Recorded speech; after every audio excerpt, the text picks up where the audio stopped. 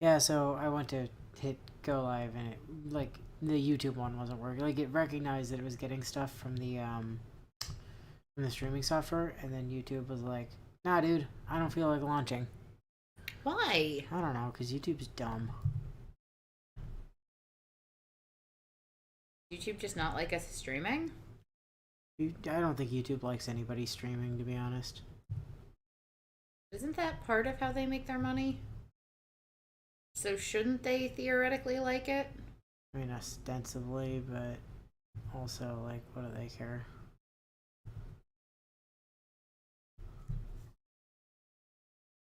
I mean, sure, but if you want to be cynical about it, but They don't need anybody but Hololive. They make money hand over fist from that. mm,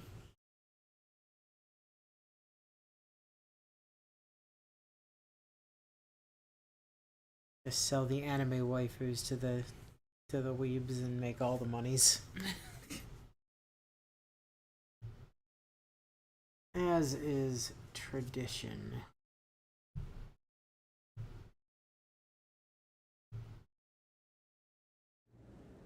Y'all know this to be true.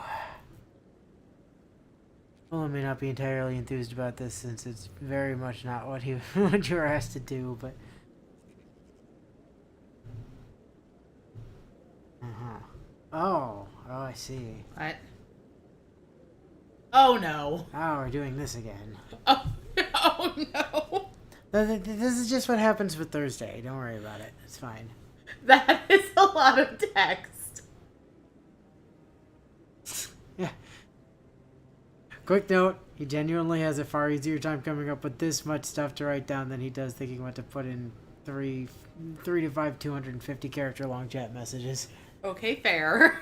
As someone who also writes a lot, I understand that, but Alright. Previously, Violet Shepard desperately tries doing literally anything but talk to the council because fuck 'em. Willow is confused upon hearing whispers of elevator. All the elevators are locked, so Willow goes to meet the Asari for the first time and immediately assumes they're just Twi'lek stand-ins. She is correct. Shepard is unable to understand what the Asari consort does for her job, checks out for Byleth. Willow is tasked with shaking down a local drunk after resisting an obvious attempt at a Jedi mind trick from the consort. Shepard makes a creepy-looking Cortana knockoff read Wikipedia entries to her for a while because she sucks at history class. Willow basically tries to get into a philosophical debate with a phone assistant before finding a cool-as-hell space jellyfish. Shepard discusses the merits of offshore space bank accounts for a while before begrudgingly deciding to go to the council meeting after they ban her from elevators. Willow finally meets the broest of bros, Garrus Vicarian. She's then urged by everyone, meaning just Bio, to stop stalling the council so she could talk to Garrus more. We've determined that there is no evidence that Saren is involved with the Geths. Isn't that right, Saren, who is suddenly half Geth for some reason? The council firmly establishing they're useless morons. Udina does a singular good thing by tasking Shepard with shaking down a different local drunk in order to enlist Garrus' help. Willow doesn't want to acknowledge the reality that her end goal is essentially to get Bastila to date Karth. I refuse to acknowledge that. Is this legal? A question that is never asked in reference to actually legal activities. Willow decides to help an evangelical jellyfish break the law rather than side with the legally in the right but also super racist police officer. Fair. Karth stops to take in the wonders of legally distinct Coruscant, and Ashley decides to be an ass to him for it. Side note, I legitimately forgot his name wasn't Karth and was very confused when they referred to him by Alenko here, because Karth Alenko didn't make any sense. Shepard meets a doctor lady with a very aggressive French accent.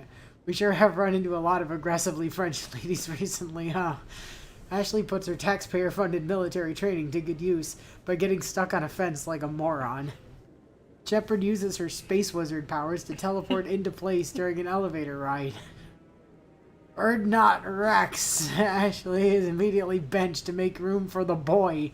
An overly paranoid Volus asks us to tell his friend to fuck off without giving us any details about the situation. Shepard meets the shopman who can sell her all of the best war crime enablers. Shepard isn't able to make a kick-ass omelet for her new best friend Rex because she locked her keys inside the Normandy. Willow learns about how the Krogans are still super fucked because they had their successful birth rate forcibly nuked into the ground from orbit. Shepard returns to the aggressively French doctor to help Garrus murder a bunch of hired goons. The boys are united at last when Garrus the anti-wizard decides to help Shepard and Rex kill a local shitbag because Saren sucks. Willow agrees to help a reporter lady unmask a criminal organization despite the lady's terrible choice in clothing. Shepard takes a break from her very time-sensitive mission to go play Worst Pazak at the local casino and accidentally discovers a secret money-stealing signal. Shepard also reveals she's just the worst at understanding that someone being an undercover informant means that you don't talk about their job in public. Also on brand for Byleth, honestly. Willow meets Shepard's biggest fanboy, Conrad Werner. A local shop vendor is too stupid to understand the difference between Krogan and human battle armor. Some moron thinks it's a good idea to pull a shotgun on Shepard when she's walking around with a fucking Krogan Battlemaster in tow.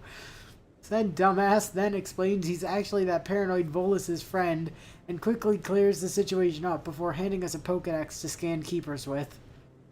Shepard walks into the local strip club and proceeds to rupture all of a man's internal organs by force pushing him into a wall after everyone opens fire at her squad. Aiming force powers in this game is a pain. Shepard enters the office of a man named Fist and is almost turned to mulch by anti-aircraft turrets. Shepard finally does her signature move of pulling a gun on someone mid-conversation. Fist tells us where the Quarian lady we've been looking for is, and subsequently has his head turned to red mist by Rex out of nowhere. Everyone is of course fine with this because fuck that guy.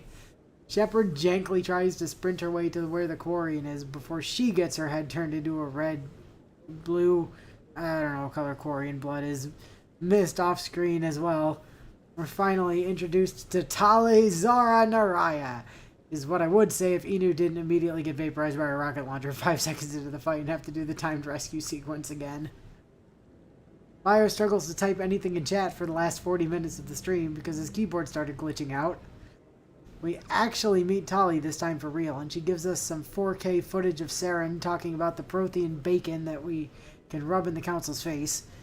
We hear about the Reapers, for the first time. Willow says, fuck the Council, I'm not telling them shit, only for Anderson to say, yeah, but we do still have to tell them anyways. Shepard dresses Garrus like a walking slab of meat, in what I assume must be a traditional hazing ritual on the Normandy. Willow chooses to chokeslam a guy into a wall for disrespecting a man's dead wife and treating her body like an inhuman object to study instead of as a person. It's amazing Shepard did a renegade without just shooting a guy.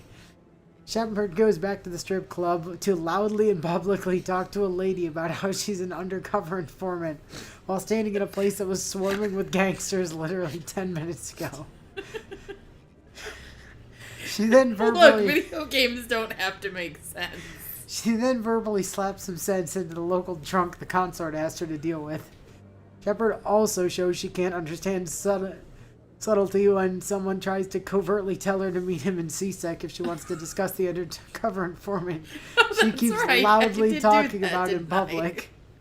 Willow sorts out all the problems the consort tasked her with and doesn't get into the creepy sex pod with her because literally only assholes do that. Shepard tracks down the money-stealing signal from the casino earlier and finds a very illegal sentient computer. Willow's attempts to reason with the talking gaming rig are met with heavy disdain from Tali for very obvious reasons, and the session ends with further investigation being thrown to the wayside because time as Shepard begins fumbling around to rip out the gaming rig's brain before it can explode and kill everyone. Yeah. So, cool story. Also, we were gonna go talk to the council. I'm pretty fucking sure. People are saying they wonder if Redacted is happening today. I don't know. Possibly.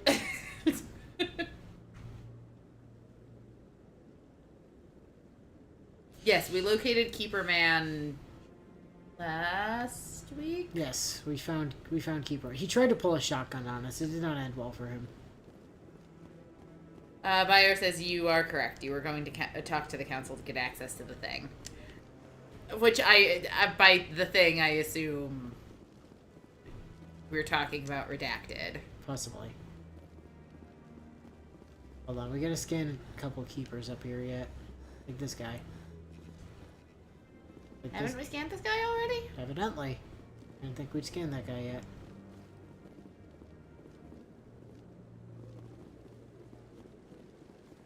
There's another one up here somewhere. I don't know if we got that one. Yeah, we didn't get this one. There we go. No, I just want to ask a couple of questions. Fine, Garrus is just in the middle of a hazing ritual.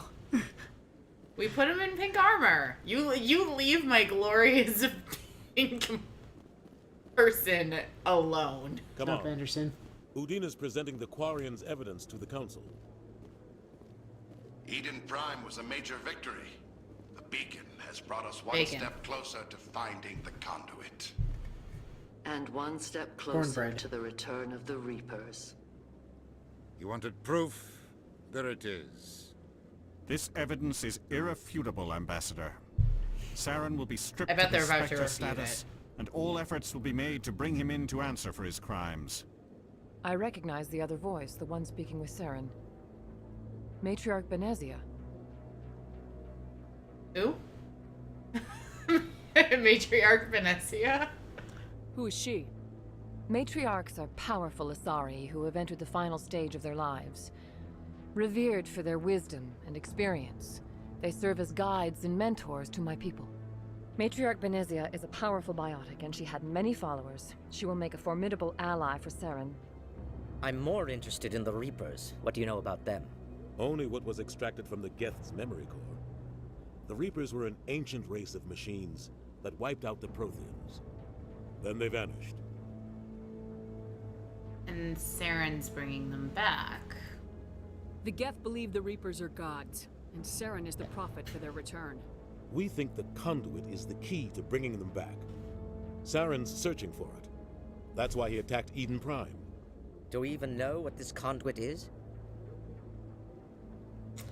Does it matter? Some kind of omelet maker? Saren thinks it can bring Also, I back the think you're Reapers. mispronouncing That's bad cornbread enough. repeatedly. Listen to what you're saying. Saren wants to bring back the machines that wiped out all life in the galaxy? Impossible. It has to be. Where did the Reapers go? Why did they vanish? How come we found no trace of their existence? If they were real, we'd have found something. That's a really funny line in context when you know the lore from 2 and 3. I mean, you've doubted me before. I tried to warn you about Saren, and you refused to face the truth. Don't make the same mistake again. This is different. You proved Saren betrayed the Council. We all agree he's using the Geth to search for the conduit, but we don't really know why. The Reapers are obviously just a myth, Commander. A convenient lie to cover Saren's true purpose. A legend he is using to bend the Geth to his will. You're wrong. You're just wrong. It's just the electrical conduit you plug your electric skillet into to make the secret breakfast items. Oh, okay. That makes sense. 50,000 years ago, the Reapers wiped out all galactic civilization. If Saren finds the conduit, it will happen again. Saren is a rogue agent on the run for his life. He no longer has the rights or resources of a Spectre. The Council has stripped him of his position. Because that's gonna Not make a good enough. difference. You know he's hiding somewhere in the Traverse. Send your fleet in! A fleet cannot track down one man. A Citadel fleet could secure the entire region. Keep the Geth from attacking any more of our colonies. Or it could trigger a war with the Terminus systems. We won't be dragged into a galactic confrontation over a few dozen human colonies. I like Udina over here, air karate chop cutting his breakfast meats. So there's a part of me that wants to say send me. But that's what they're gonna do anyway. So instead, we're just gonna continue Accuse to them taunt of them. incompetence, yeah. And tell them either that or accuse them of basically perpetuating the same old story. But yeah. So you'll do nothing. Every time humanity asks for help, you ignore us. Shepard's right. I'm sick of this council and its anti-human bull. Ambassador, there is another solution. A way to stop Saren that does not require fleets or armies. No, it's too soon. Humanity is not ready for the responsibilities It's that come called with a joining the sniper Spectres. rifle. Let's see. You see. Vectors. You know, screw you! Quit holding us back! But being space racist. It was a Turian Spectre who betrayed this council, and it was a human who exposed him. I have earned this.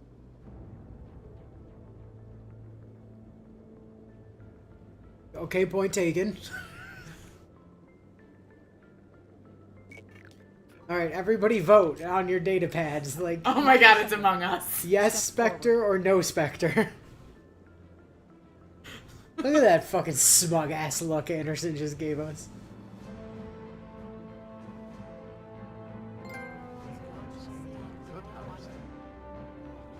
Who the hell are you people and when did you all get here? Wait, the council's more than just those 3 assholes? It is the decision of the council that you be granted all the powers. How come everybody else doesn't have a tablet? And reconnaissance branch of the Citadel. Spectres are not trained, but chosen. Individuals forged in the fire of service and battle. Those whose actions elevate them above the rank and file. Spectres are an ideal, a symbol, the embodiment of courage, determination, and self-reliance. They are the right hand of the council, instruments of our will. Spectres bear a great burden. They are protectors of galactic Instruments peace. of our will. I'm gonna Both hang our up on first you at and every last line of opportunity. defense.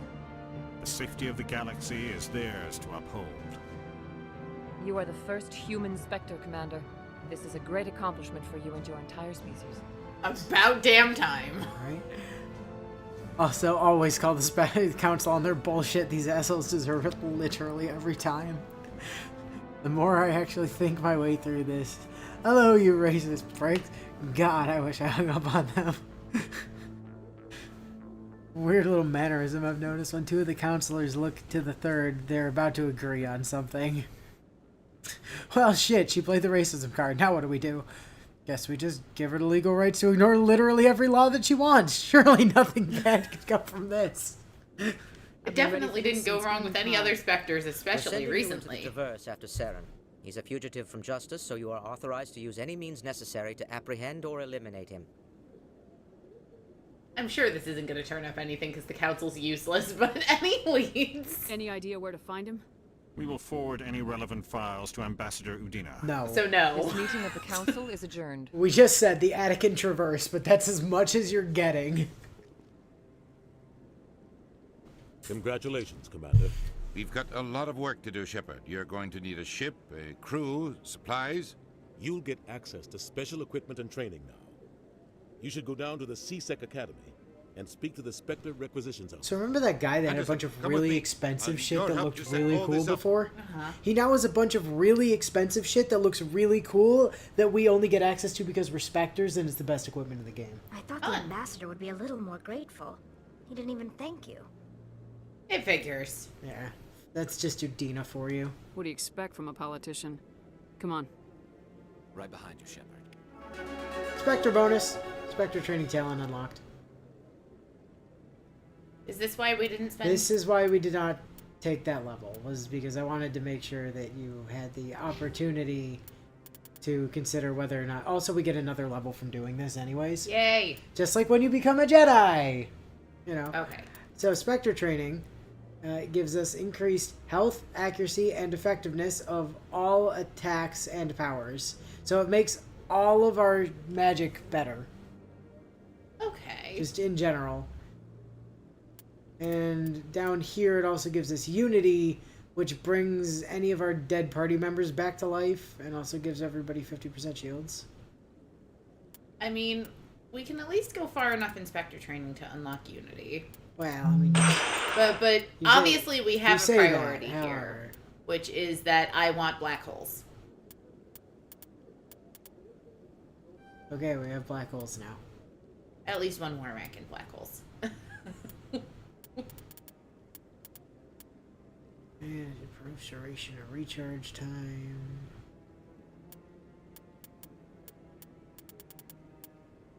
Oh yeah, also we have several more levels of Charm and Intimidate we can take now. Yeah, we kind of need to take those, because I don't have the options to persuade people as much as I wish I did. So, 2 into each of those for now. And then we can put the rest in Spectre training for now. Damage and duration of all, yeah. So this increases the duration of stuff like Singularity and warp and lift. Well, Singularity doesn't actually have a duration. It's literally just get over here. But it does increase the damage, so that's nice. And us having more health is also like not a bad thing. Blatantly. Let's see. Chat is telling me that on the whole, the bonuses from Spectre are kind of meh. However, Unity is super good. Yes, Unity is incredibly busted. Garrus. What do we need from you, buddy?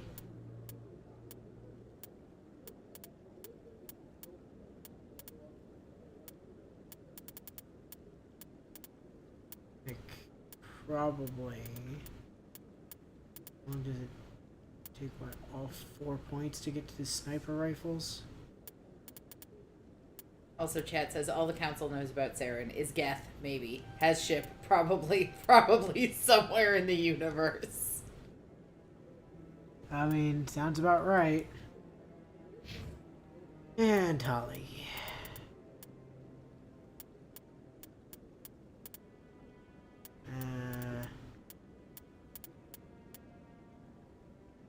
To Master Overload? Yeah. Oh, I read Overlord. I mean that too.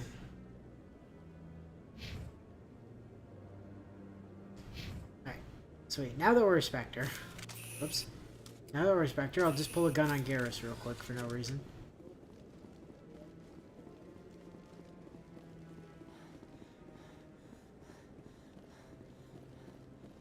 Anyway,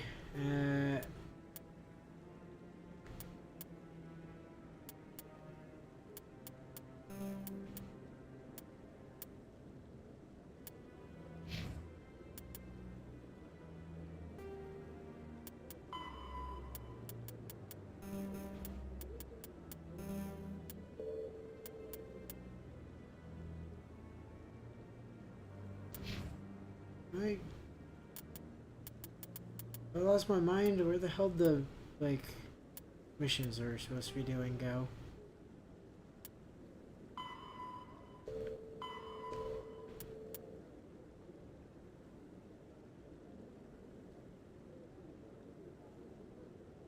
Now that I'm a Spectre, I'll just pull down on Garrus for no reason. Well, yeah, who's going to stop you? You're a fucking Spectre now. The cops literally can't just say shit about it. That's true. So where did all the other quests that were in the quest log go?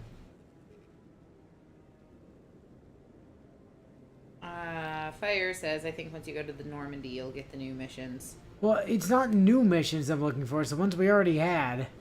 Well, I don't think we ever actually had a quest log for talking to the floating brain about space racism.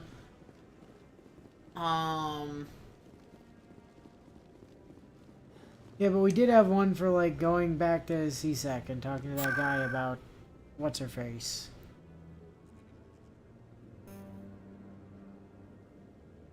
Where is... Go hit the CSEC Academy.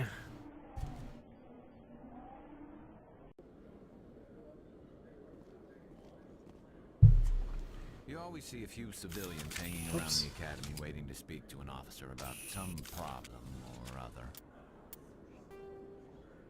Okay, so we want to head over to this guy.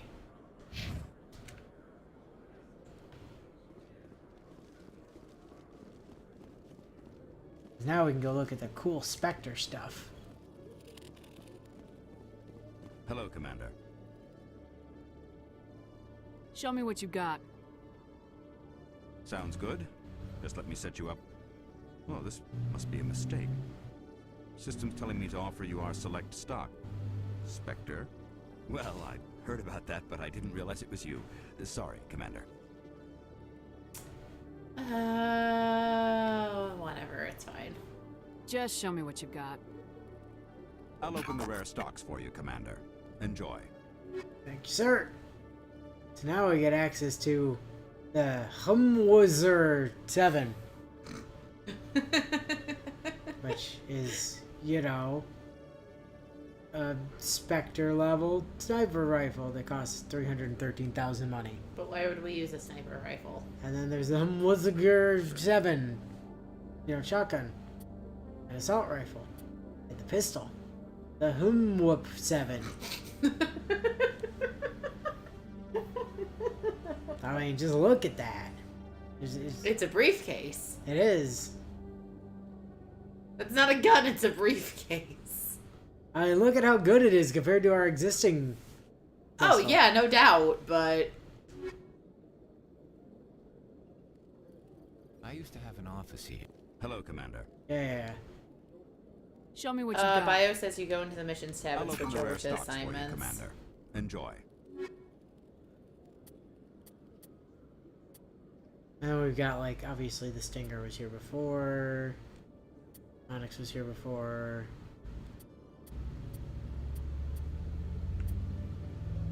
Is it really just those 4? I thought there was more Spectre stuff in here.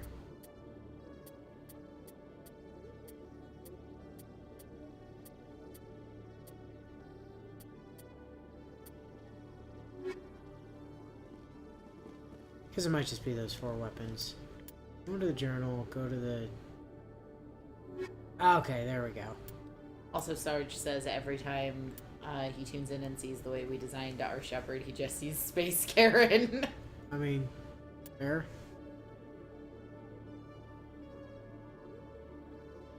Go with Rita.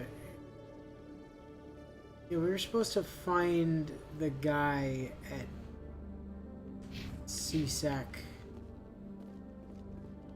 about her. Now, did he say the CSEC Academy or like regular CSEC? I think he said the Academy. Garrus, please. But I could be very wrong. Well, let's just have a wander around and see if we can find him.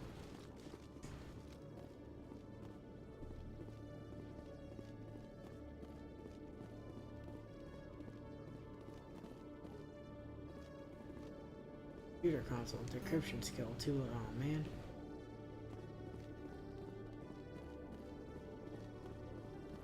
Detective Chelik, come into my office. I want to... No offense, Commander, but what the hell were you thinking? What? Excuse me? You could have blown Jenna's cover. We were just getting information, Chelik. I gathered that. It might seem cold letting her take all the risk, but we're keeping a close eye on her. I mean, is it worth it? Do you really need to risk her life to get the information you want? This job isn't easy and it's usually unpleasant. I'll take help anywhere I can find it. But since you're so concerned with her safety, maybe there's a way we can help each other. Always thinking ahead, Detective? It's part of the job. Now are you gonna help me or not? Remember when Shepard kept being a moron for no reason and was going to get that innocent lady killed? Because this guy sure does. Still don't have enough persuasion. Well, you didn't go up to 6.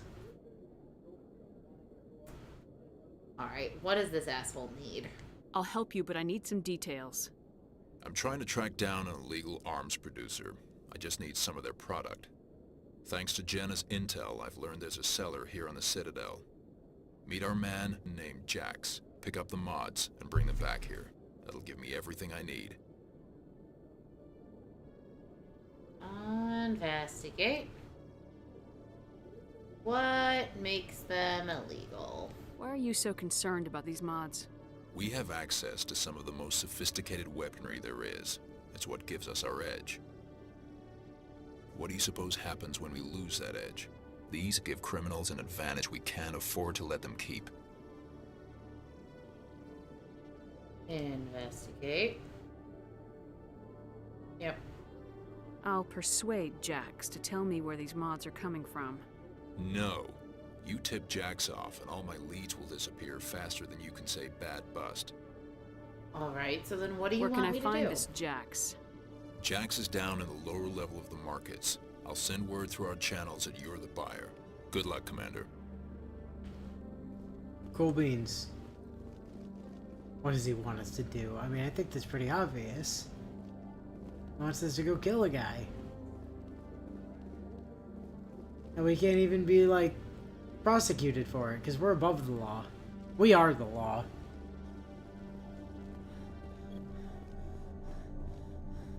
They literally cannot say shit about it. On account of, you know, Spectre.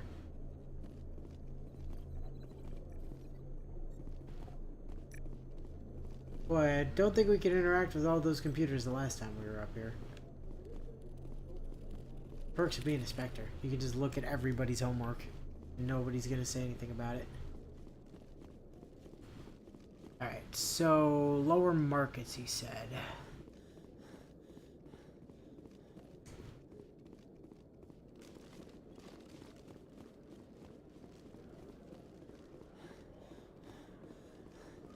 Excuse me, pardon me, coming through.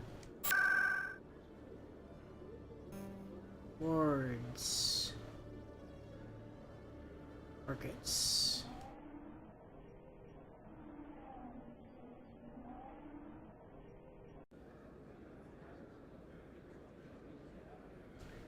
Okay.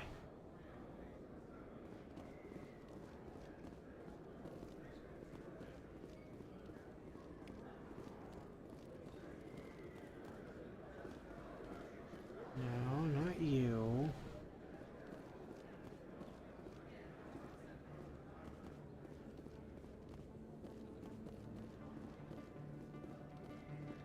I did say the lower market, so probably down here.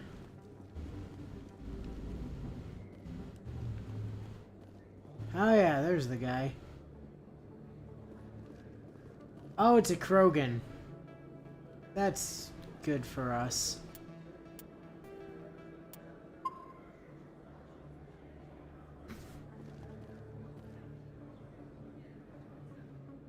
Hold it. That's close enough, Army. You got my payment? Maybe. Do you have the mods? Show her the goods. Looks good. Damn straight it is. These mods are the best on the market. Now hand over my credits. Yeah, I don't think so. I'll just take the weapons.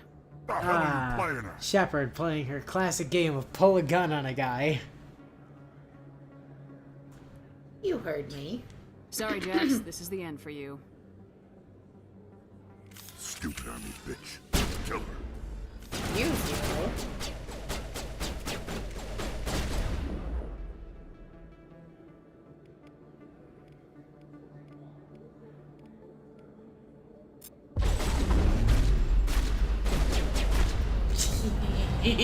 That's fun.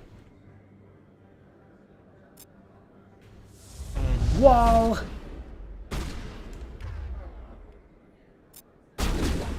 Warp.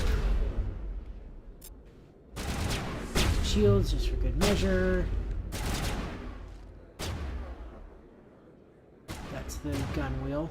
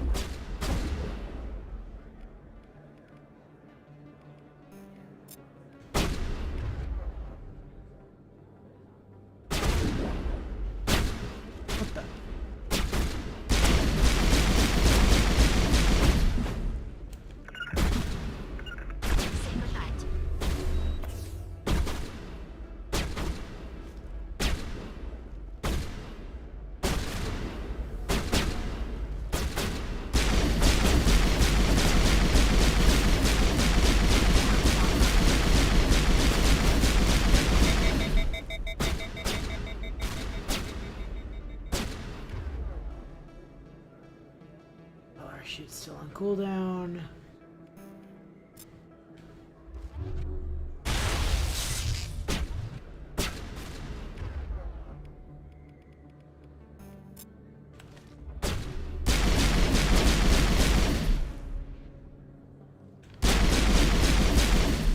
out from cover.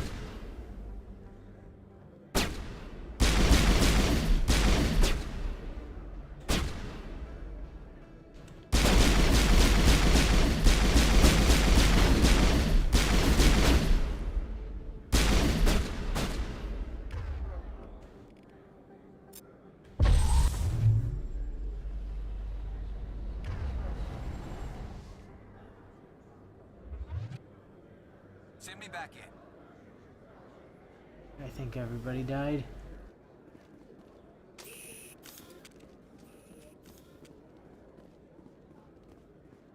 Yep, looks like everybody died. So good news on that front.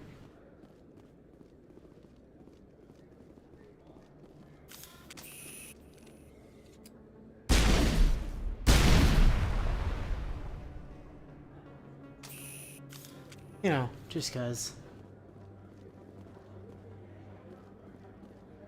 I guess mission accomplished. Bio says, I mean, we did pull a gun on the guy mid-conversation. The language was kind of warranted on his end.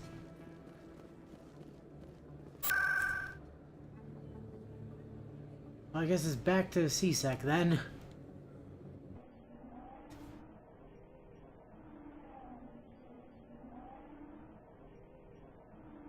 Yeah, we were kind of like, hey dude, fuck you, gun. And then proceeded to blast him with about 1,000 biotic powers in a row and then shoot him full of lots of poison.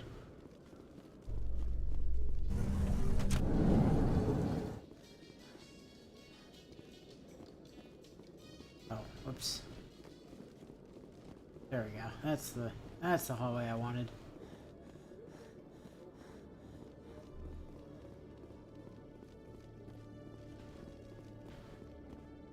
Thought I saw interact on one of those, but I did not, in fact. What the hell happened down there, Commander? Honest answer, I didn't like him. Jax needed killing. Here's your shipment. Damn it! I've got to get on this right away, before Jax's superiors get wind of his death. Jenna first. What about our deal? Jenna will be removed from harm's way. You've put me in a bit of a bind here, Commander. See yourself out when you're ready. Cool. Do you have to go tell Jenna that she can leave? Maybe we should go tell Jenna she's allowed to go home.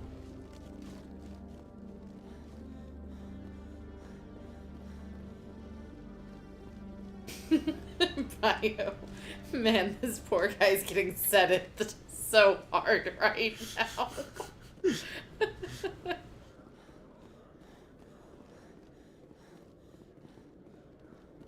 I mean, it do be like that sometimes.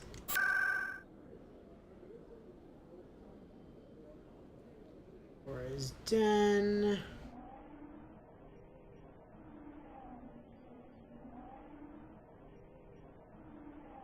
I did nothing wrong. What the hell happened down there, Commander? He looked at me funny. He had to die.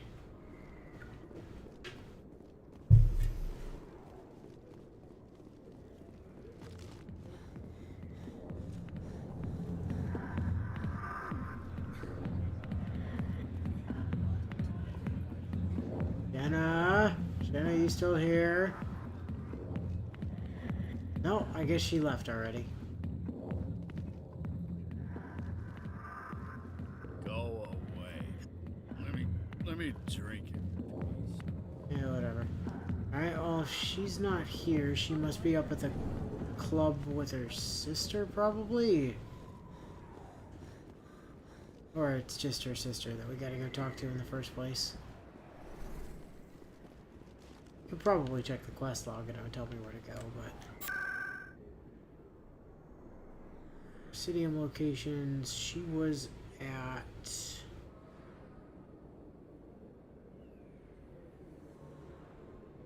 Oh.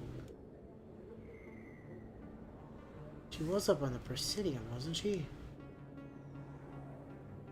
Oh no, she was, okay, it was on the lower levels. Flux, that's what we needed.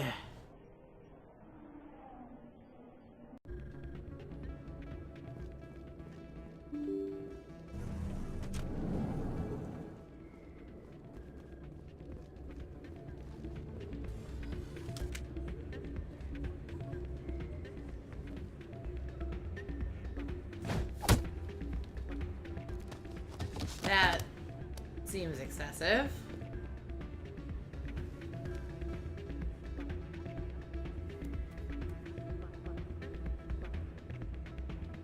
Did he just get pistol whipped and then just kind of stand up and dust his hands off? He sure did. The fuck? Yeah, what is it? What happened? Why were you tossed out of there? Doran didn't have a clue what I was doing. He assumed I was cheating. I know Doran. If he says you're cheating, you're cheating. I was just tipping the scales in my favor. Only as an experiment. Experiment? I'd like to point out the council gave us super cop status literally like 20 minutes ago and it's already come back to bite him in the ass. Not that they don't super deserve it, but still. Still sounds like cheating to me. To you, maybe. But this device is merely intended to simulate situations and record results. Recording losses is easy, of course. Nobody notices those. So why do it? Why do you need to record these outcomes? Ah, now you're getting to the heart of it. I've spent the last 5 years developing a system that can accurately predict wins and losses on the Quasar. I just need a few more recorded wins and I can complete the algorithms. And how will that work? Can you do that? Isn't that illegal? It's illegal to use my system, but I won't use it. I'll sell it to others. I just need a few more wins recorded. Let me do it. I'll help you out. Huh. I suppose I could let you try it. Here you go. When you've recorded enough wins, it'll let you know.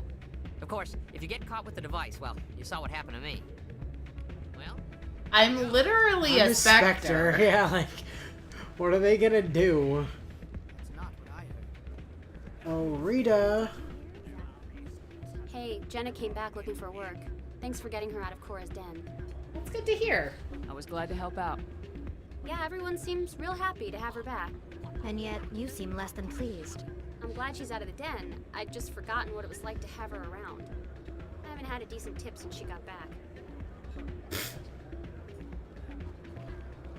You know, weirdly, I don't see her here.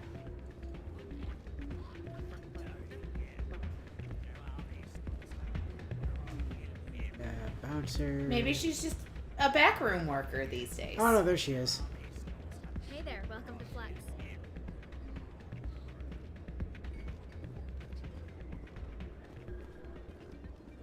Where the low stakes Quasar? Alright, there's our low stakes Quasar.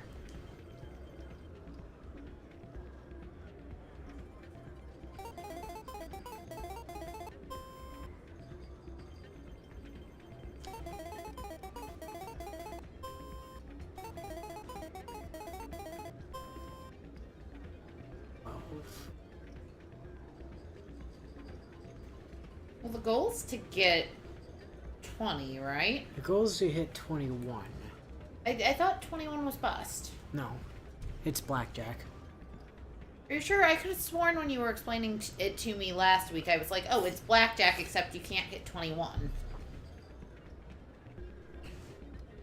In any case, what do you want to go with? I mean, 1 to 8's safe. Ah, there we go. Yeah. Win. See, 20 is the max you can get. Sure. It's not blackjack. I was right.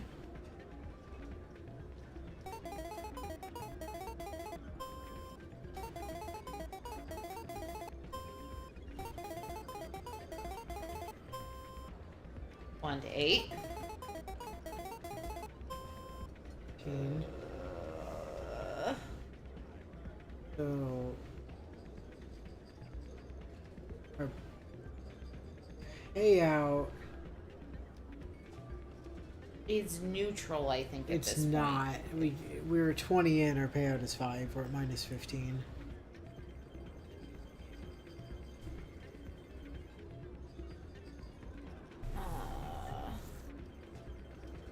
Well, looking at our numbers, we have better odds of not busting on the 1 to 8. That's true. So I guess we roll that way. See what we get. 19. That's safe. Don't often see someone getting as lucky as you. I just know how statistics work, that's all. Oops, didn't mean to make a new save. It's the gambling save.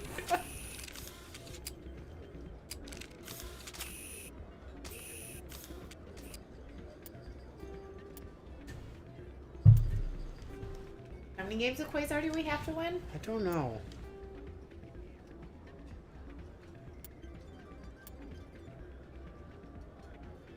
Says he wasn't. Blah, blah, blah.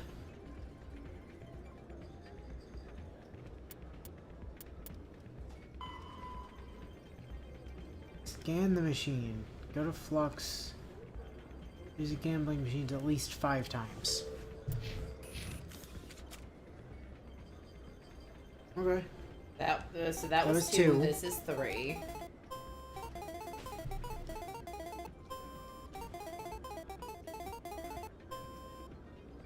Four to 7 is safe. Yeah, 4 to 7 is safe.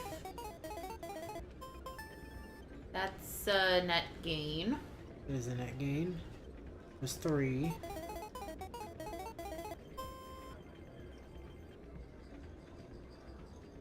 Oh.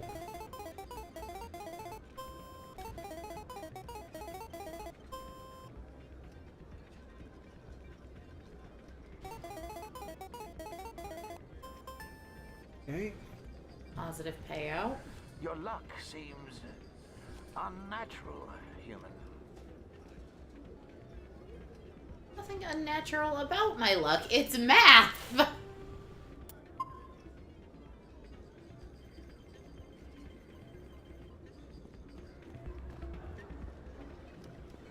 Just for funsies. How much do we have to pay for this? 200. And what do we need to roll to be able to break even? Same thing as before.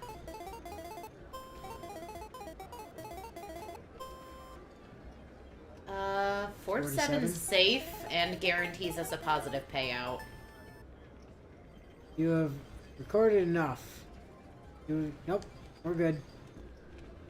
Oh, look at that. We didn't even get busted.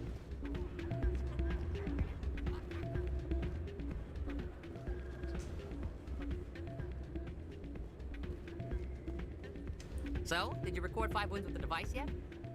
Of course I did. Here you go. I hope it's what you're looking for.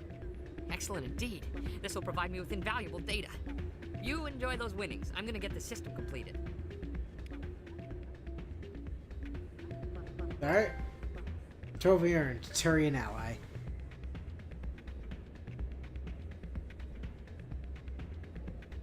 Alright, great. Scan keepers, reporters request.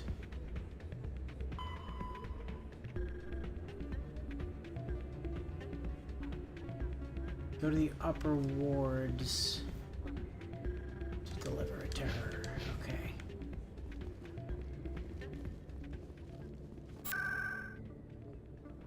Presidium location.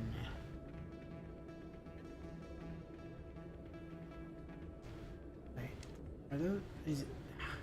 Are those also? Yeah, I guess so. Upper wards.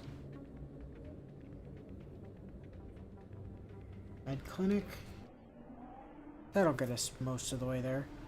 That Solarian's definitely gonna find himself dead in a back alley at some point. I mean, yeah, but... Well, not our problem. That sounds like distinctly not my problem.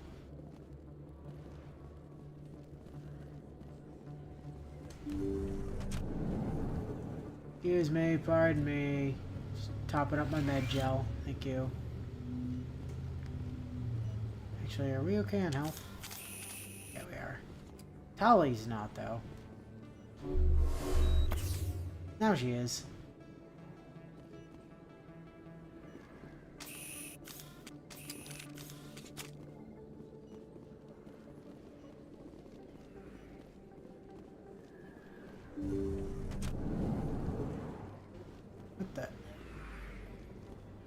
View of Nebula.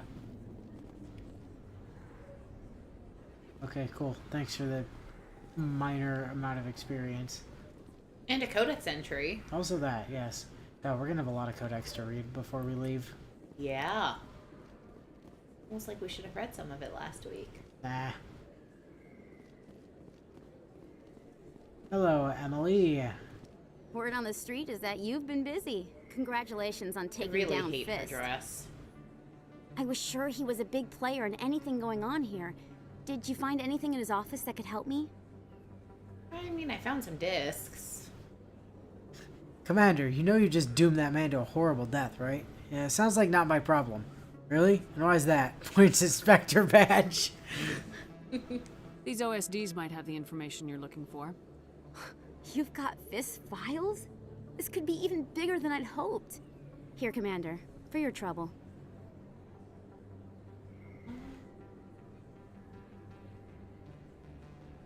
You owe me more. I can offer more. I mean, I don't feel the need to pressure her for money, because we can always go gamble for more.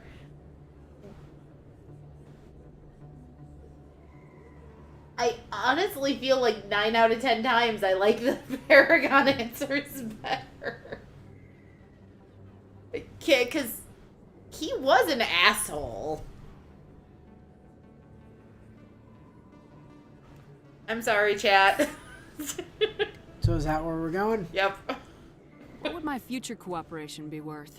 Say, an interview when my investigation is over? Exclusive? You talk to me before you talk to anyone else? That would be worth quite a bit, and I'd be very happy to compensate you accordingly. Here you are. Yeah, I get the Now, extra if you'll money excuse me, anyway. I should go see what's on these discs.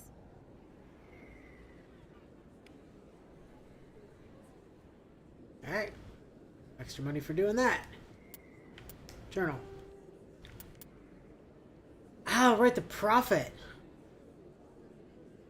We might have enough at 5. Either that or we actually need 6, like one of the two.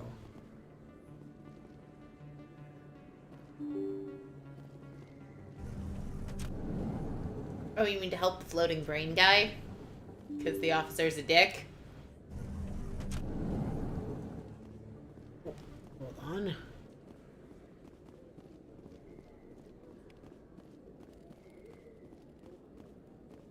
Go ahead and scan that keeper, since I saw it. Bio, yeah. A lot of renegade options tend to come off either completely unhinged or cartoonishly evil. Because that's kind of just how Renegade Shepard is in other general. news, Exogeny Corp is still I denying mean, reports that one dark of their side survey options teams in has gone Coder as missing in well. the Hades Gamma cluster. Yeah, but at least with When the dark asked why side options communication in with the survey team Coder, was suddenly like, cut off last week, company officials refused to genuinely comment. some of them made a lot of good, clean sense. Like,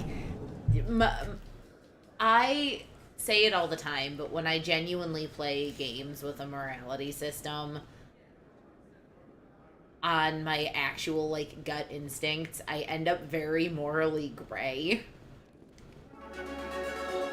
Oh, hey, level up. Because I go with the options that make sense to me.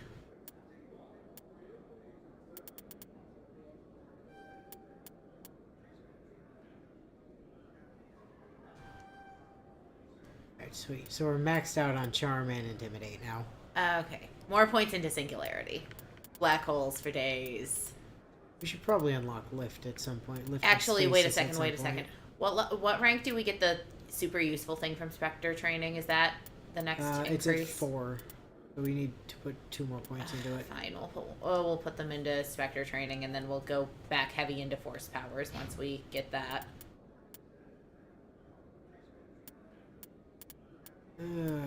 Garrus. So yeah, fair warning, this playthrough is probably going to end up being very morally gray, because as a gamer, that is genuinely where my natural inclination is, you know, generally be a good person, but every now and then screw you in particular. Seems reasonable.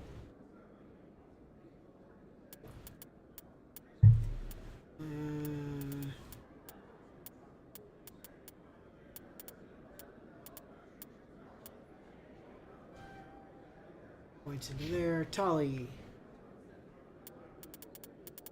Something told us we didn't have enough points in decryption.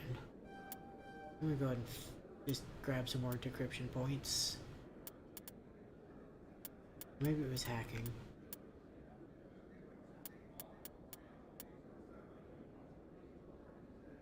Pretty sure it was decryption though.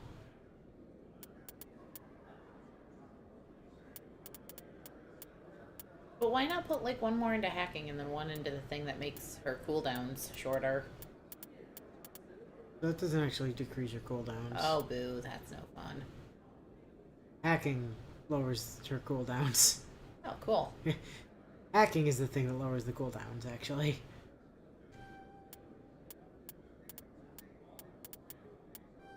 I just assumed hacking was, you know, hacking.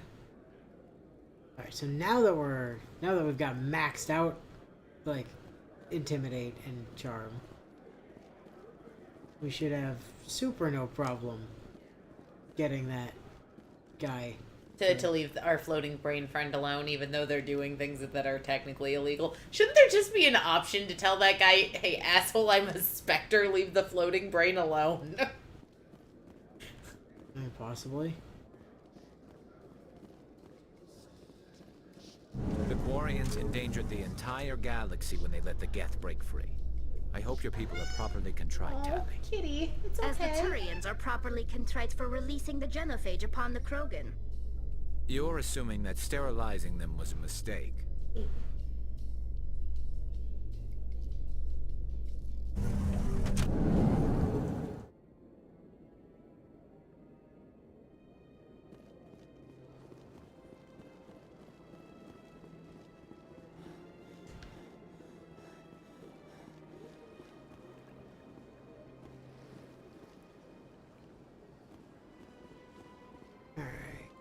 Keep her to scan.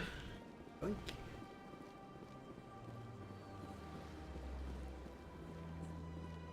Any progress with that Hanar?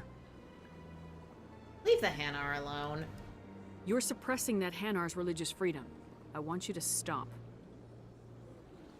I should have known that a human wouldn't respect the laws of the Citadel. Why should the Jellies get special treatment? Every other species understands and obeys the laws.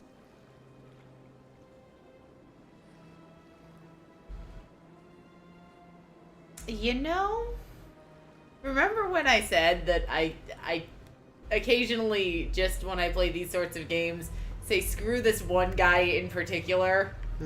Screw this one guy in particular. If we harass this Hanar, we're gonna have a diplomatic incident. I'm not concerned with diplomatic incidents. I'm concerned with the law being broken. You've done your job. You've explained the law. If the Hanar gets in trouble, it has nobody to blame but itself. I suppose I can tell my superior that I attempted a diplomatic solution. Some other CSEC officer can arrest the Hanar. It's no longer my problem. Thank you for your assistance. Renegade. The officer has left, and this one is free to share the glory of the Enkindlers. This one offers its appreciation. My pleasure. Happy to help. This one has little money, but it can offer this. Now finally, this one can continue sharing the truth unimpeded. Like, I genuinely wasn't joking about pull gun mid-conversation to kill a guy actually being Shepard's signature move. Willow, it's called pulling your gun and shooting the guy mid-conversation, because again, who the hell is going to stop a Spectre? Okay, he's racist. That's basically a free pass right there. Where there was only silence. Alright, sweet. So we've resolved that.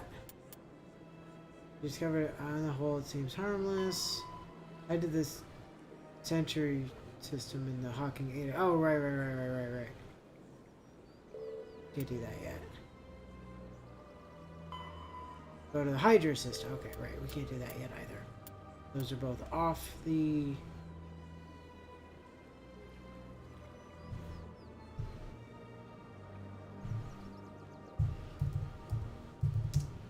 gonna go ahead and pull the keeper locations. Because I'm sure we've seen all of them. So it's just gonna be easier to go grab them. My foot warmer is vibrating.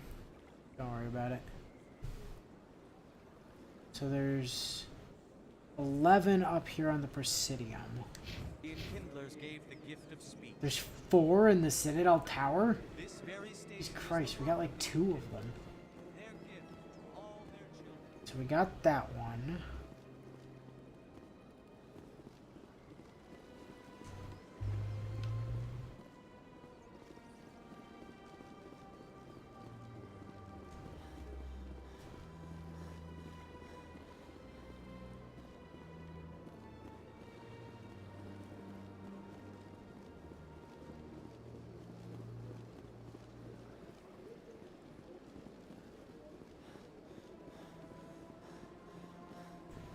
I keep checking the map constantly to make sure that I know where we're actually at. We definitely got the ones up here, right?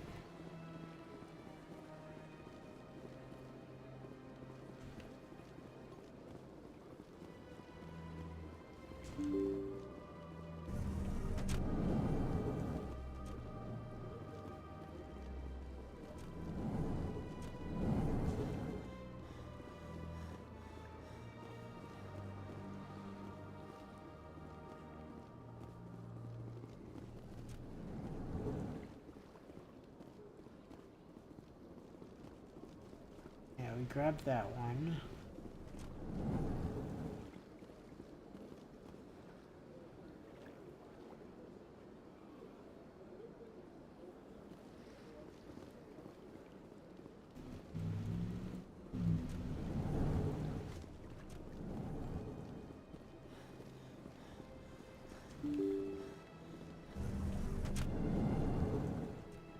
God, these doors. Where the hell's that that rapid transit station? He said, knowing it's right over here. Stadium location, Citadel Tower.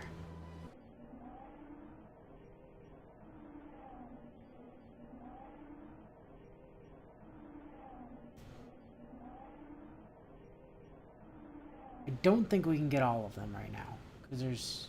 Not too many people have free access. We only need 20 for the like mission, but I believe there's 21 in total. Bio says you did get the 3 over in the diplomat zone, yes. We got that one. Really wish there was a faster way to get to this map.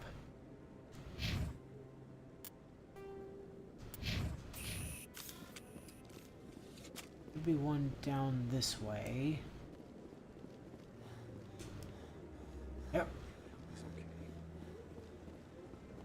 That one.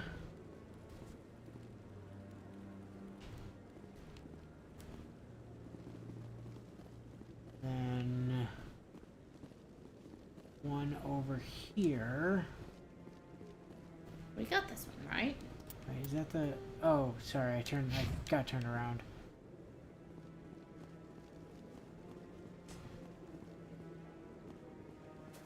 Needed to do up here.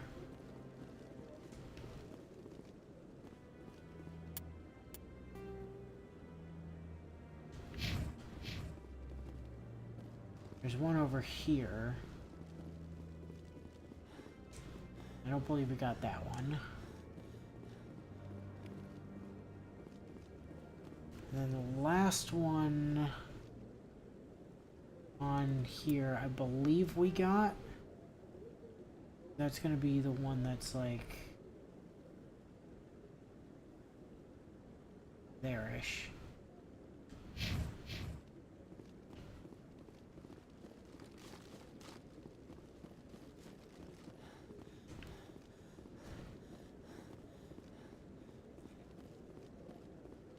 That'll be the 4 up here on the... I hope he's okay.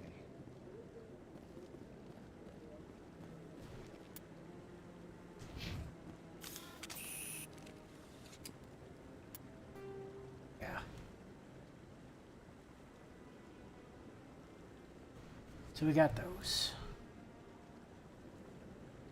On the Presidium.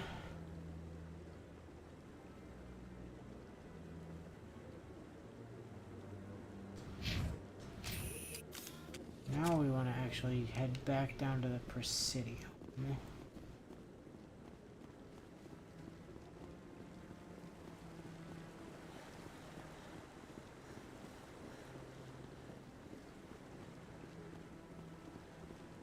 Like, some of these we'll have already gotten. Let's see, Bio says, oh, now that you're a super cop, are you able to talk to that guy who was on the phone near the council stairs? Oh, yeah, maybe.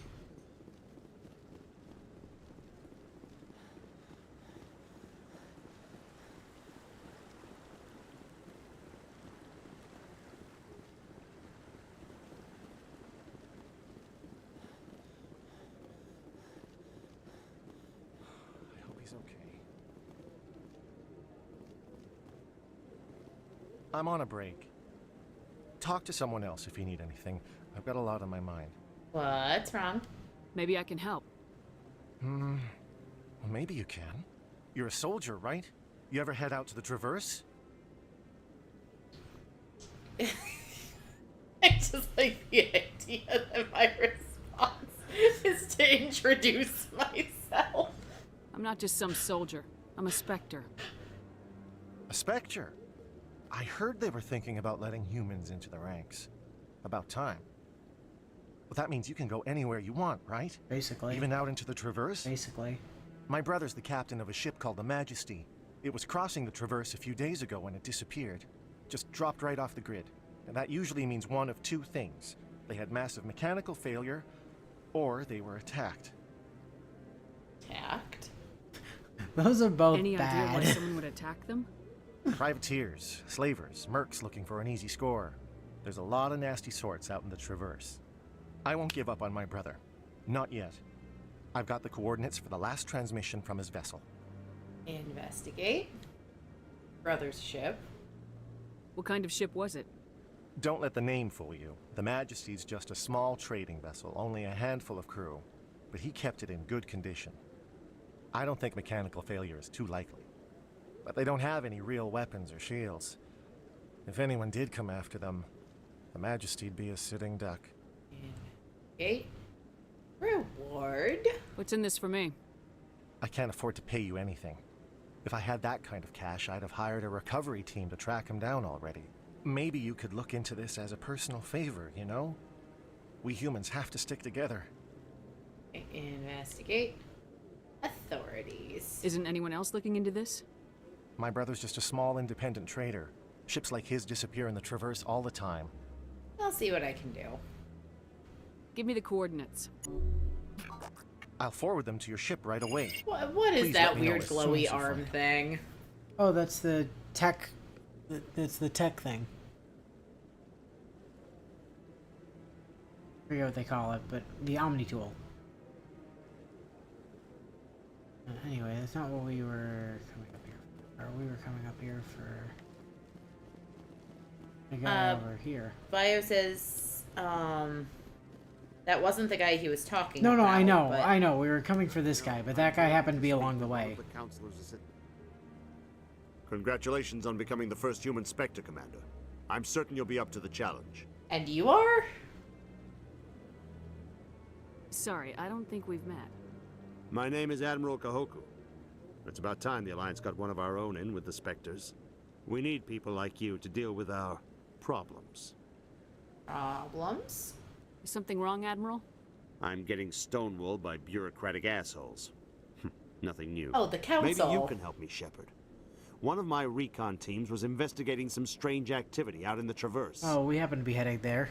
We lost contact yesterday. Now I can't get clearance to check it out. Suddenly it's a restricted area. Well, it is That the doesn't Attican apply to you, Traverse. Shepard. Spectres can go anywhere they want. You could find out why my team dropped out of contact. Sure. I'll find them, Admiral. I appreciate that, Commander. I was running out of options. I'm gonna stay here and see if I can find anything out through official channels. Yeah, Hold good my luck breath, with though. that. Oh, I'm so sorry, sweetie, but I gotta get up because I need to go to the bathroom. That does sound like a personal issue. No, I just want to ask a couple of questions. Possibly even a skill issue. Sorry, Kit Kat. No, not your cat, Kit Kat bio. But I figure while you're hunting for the droids is not a bad time for me to step away. No droids to be found. Just keepers.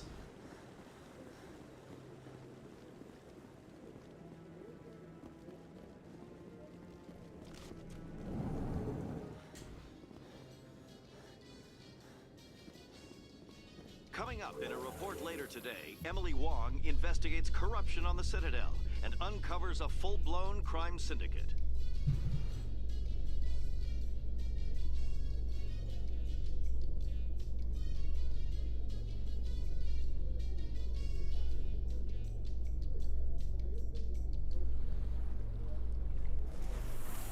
Well, that was a surprisingly long,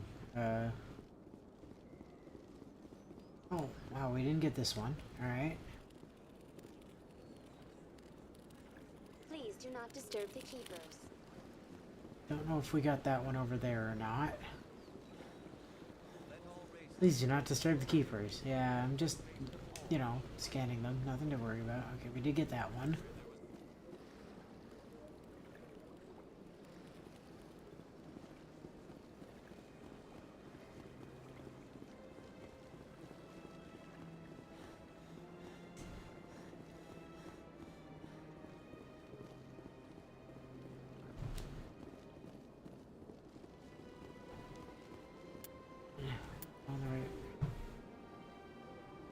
Have you found more trapper keepers? Kind of.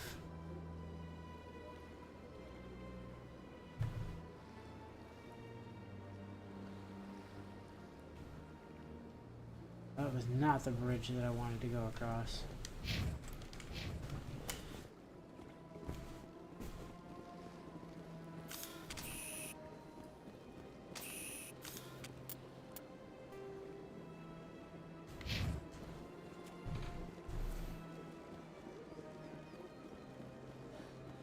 Wanted this bridge over here.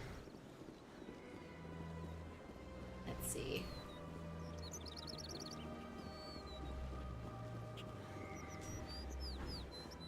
The bio says the tech hacking thing basically everyone has. He thinks you get to punch people in the face with it in future installments in the series.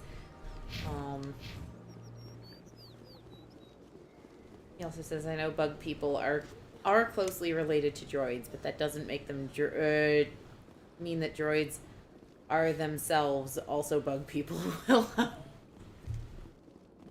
It's okay, she's just racist. Okay, we got that one. I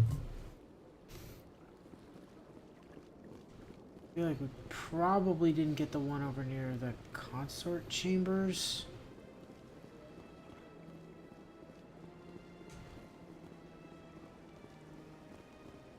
I feel like we probably didn't get this one. No, we did. There's no blue circle around it. Huh. Good on us.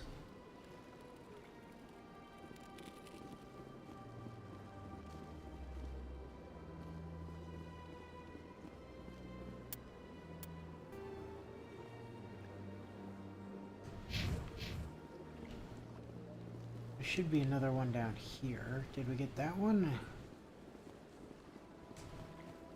Okay, yeah, we got that one.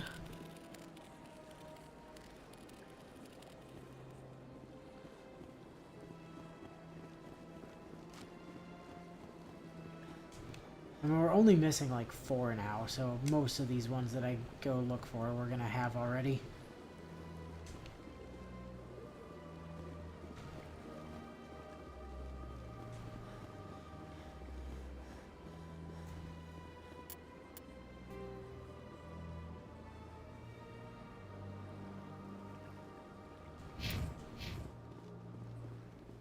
These next ones I'm quite sure we have, but I'm just double checking for, you know, to be super duper sure.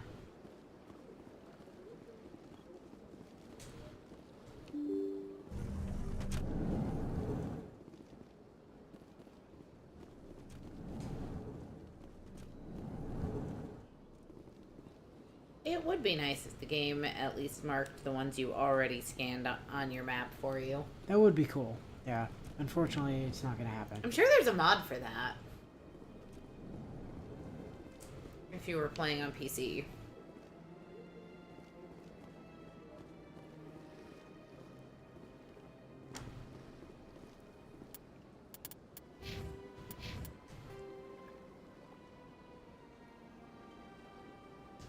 Sure, we got that one up there as well, but...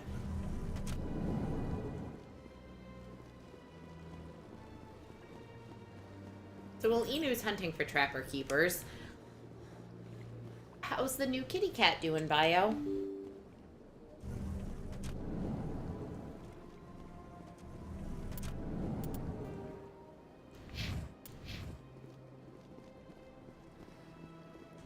I can't believe I landed a job here. This place is fantastic. Human, delighted, welcome. It is good to meet you. Okay, we did get that one. Thought so. How old, by the way? Because they looked fairly small in the photos.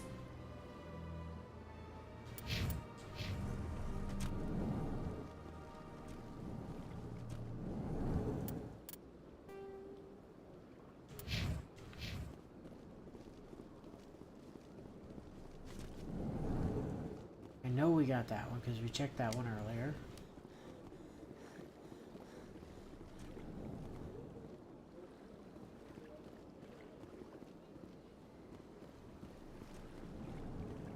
This place seems strange. You know, the hunt to find all the Trapper Keepers is reminding me in a really unpleasant way of being in the Fade in Dragon Age 1 and trying to find all of the additional ability score increases.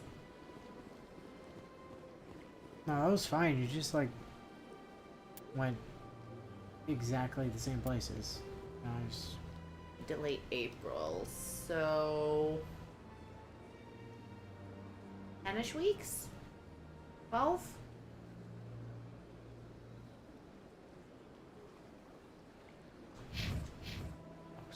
Okay, we're headed for CSEC Academy next. Okay.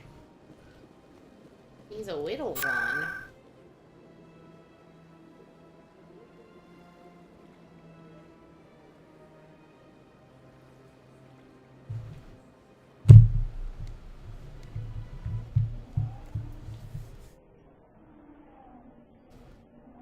Again, I think this one we have.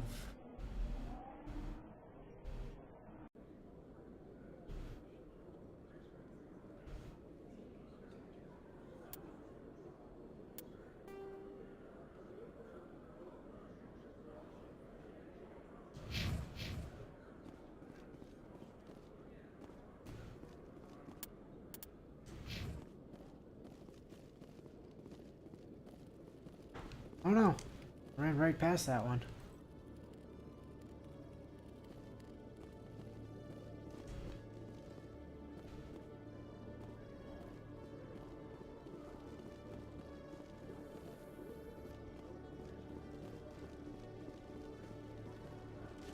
I am quite sure we got the one in traffic control though.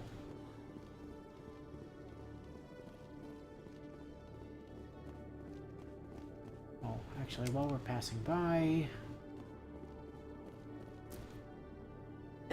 No, little one is a different one of your cats. Why is every nickname Inu and I have for cats the name of one of your cats?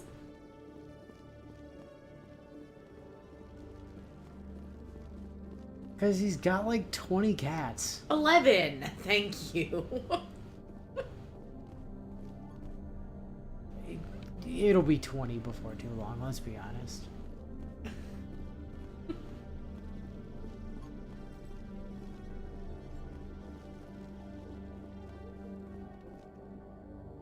The only reason I know it's 11 is because I asked last week.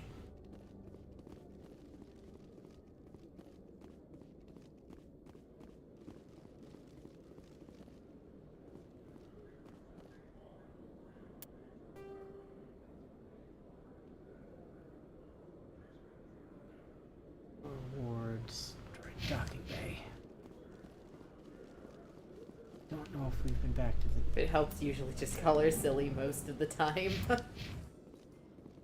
You know, I also call Ivy silly, and she's the Kit Kat I call little one. And yes, I know Kit Kat is one of your other cats. Chairman Burns of the Parliament Subcommittee on Transhuman Studies has been kidnapped by biotic extremists.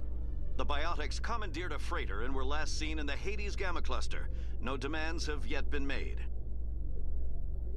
That's gonna be a quest we have to deal with eventually, isn't it? I mean, basically everything we ever hear about is a quest we have to deal with, yes. Look, it's just video game logic. We're the only competent individual in the entire galaxy. That's sad. How we doing on... One more to go. Alright.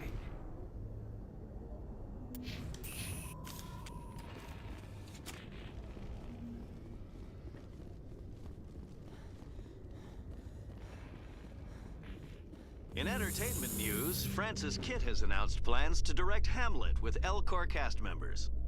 The production will open dramatic theater to the Elcor with a Hamlet who uses Elcor body language and pheromones. Kitt claims that he's also excited by giving a human audience the chance to judge Hamlet by his deeds and not his emotions. That's not the point of Hamlet. Well, you don't know.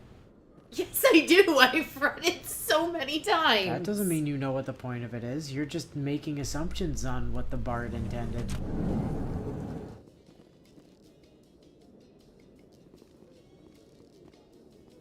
There it is. Garrus, if you do not mind me asking, how do you feel about hunting a Turian? Saren is either a traitor or a madman. Taking him down will restore the good name of Turians everywhere. Things are different among my people. There are so few of us. We are expected to be loyal, even when it is difficult.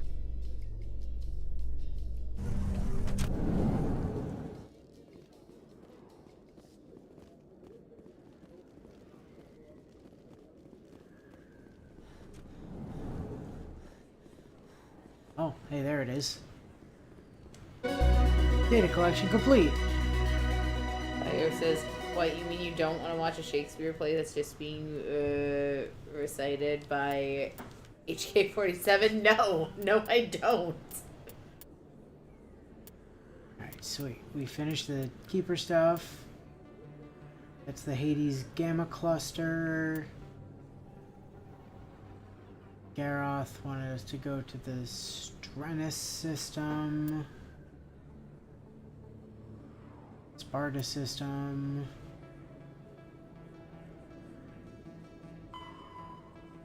TSEC report mentioned Helena was last seen near the Emporium of the Financial District. Find Helena Blake. And that's in the Hades Gamma Cluster. Okay. So, Helena Blake.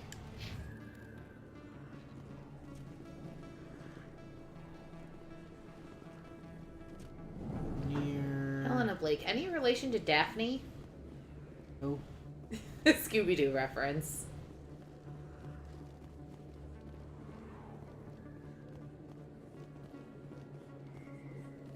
Near the Emporium.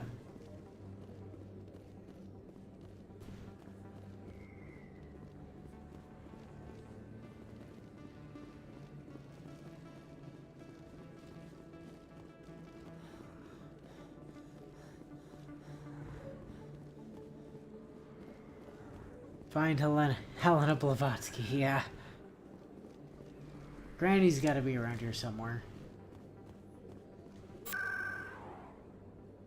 Citium locations. Emporium is financial district.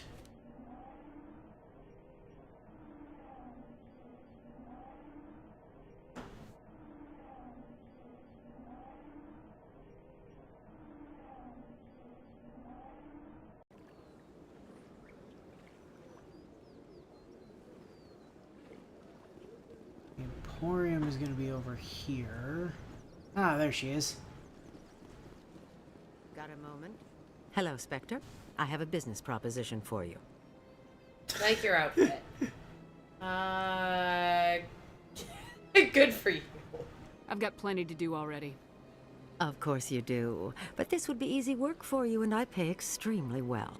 I'm acquainted with a pair of powerful crime bosses. They're hiding on remote worlds, and I have the coordinates. You could do the galaxy a favor. Is she asking me to assassinate people?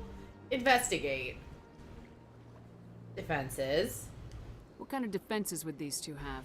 I haven't the faintest idea, but they're certain to be armed.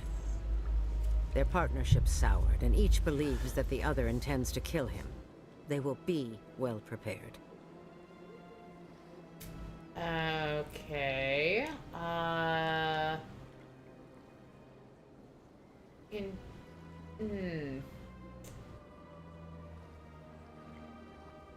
She's paying us to do something we probably would have done for free. Man, this lady is stupid. Investigate. What's her interest? And what do you get out of this? We share interests in certain cooperative ventures. But their business practices have forced me to terminate our relationship. Once they are dead, I will manage our organization in a more tasteful manner.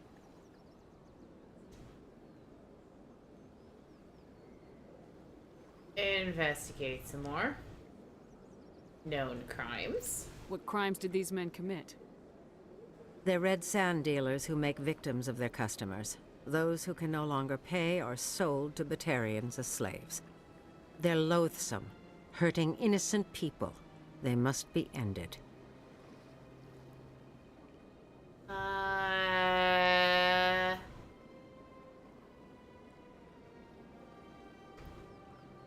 mean, it does sound like a pretty obvious setup. I eliminate them and then you take over and try to eliminate me. How stupid do I look? While I appreciate your estimation of my bravado, I have no intention of attempting to murder you. You are a Spectre, after all. You are the first human Spectre, and you are doing important work for humanity. I have no interest in red sand or slavery. Anyone who does deserves to die. Our needs are aligned. I mean, that does actually sound accurate. Yeah, sure, I'll do it. If they're as bad as you say they are, they need to be dealt with. Excellent. Here are the coordinates. When these men are dead, I will wait for you at the third set of coordinates. Goodbye, Commander. It's been a pleasure to meet you. Thank you, Helena Blavatsky. Alright, bonus renegade points. Nice.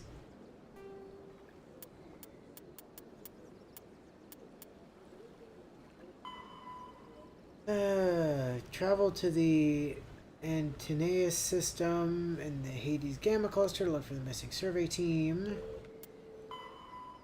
Go to the Stranus system and the Horsehead Nebula Cluster and search for signs of Gareth's brother and his ship. Go to the Sparta system in the Artemis Tau Cluster and look for the recon team. The two crime lords are located in the Hans system of the Gemini Sigma Cluster and in the Dis system of the Hades Gamma Cluster. Eliminate both. And find the freighter in the Farinata system of the Hades Gamma Cluster and make your way to the Biotics on board. Those are all of our side missions. Speak to the ambassador. Alright.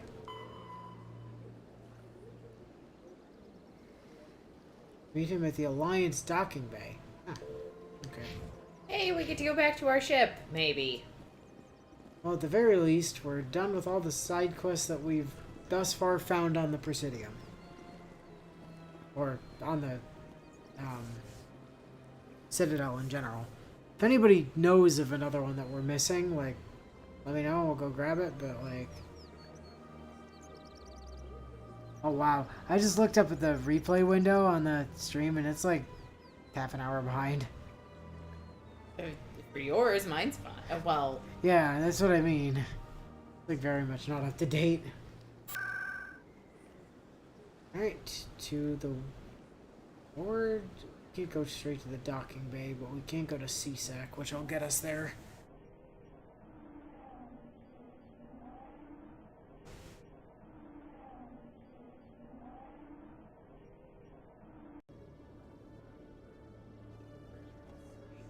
We have arrived at CSEC Academy. Tan fucking fastic. To the docking bay. Celebrations are being planned for the anniversary of the end of the Rachni Wars.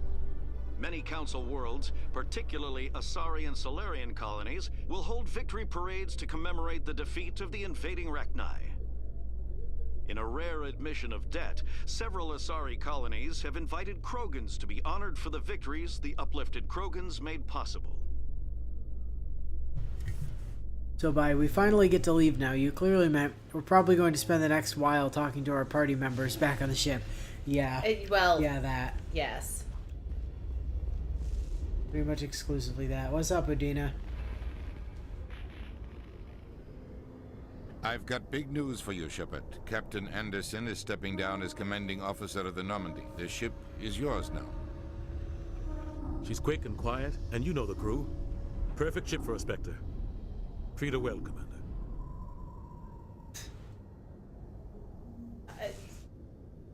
Forster Shireman? This isn't right. The Normandy belongs to you. You needed your own ship.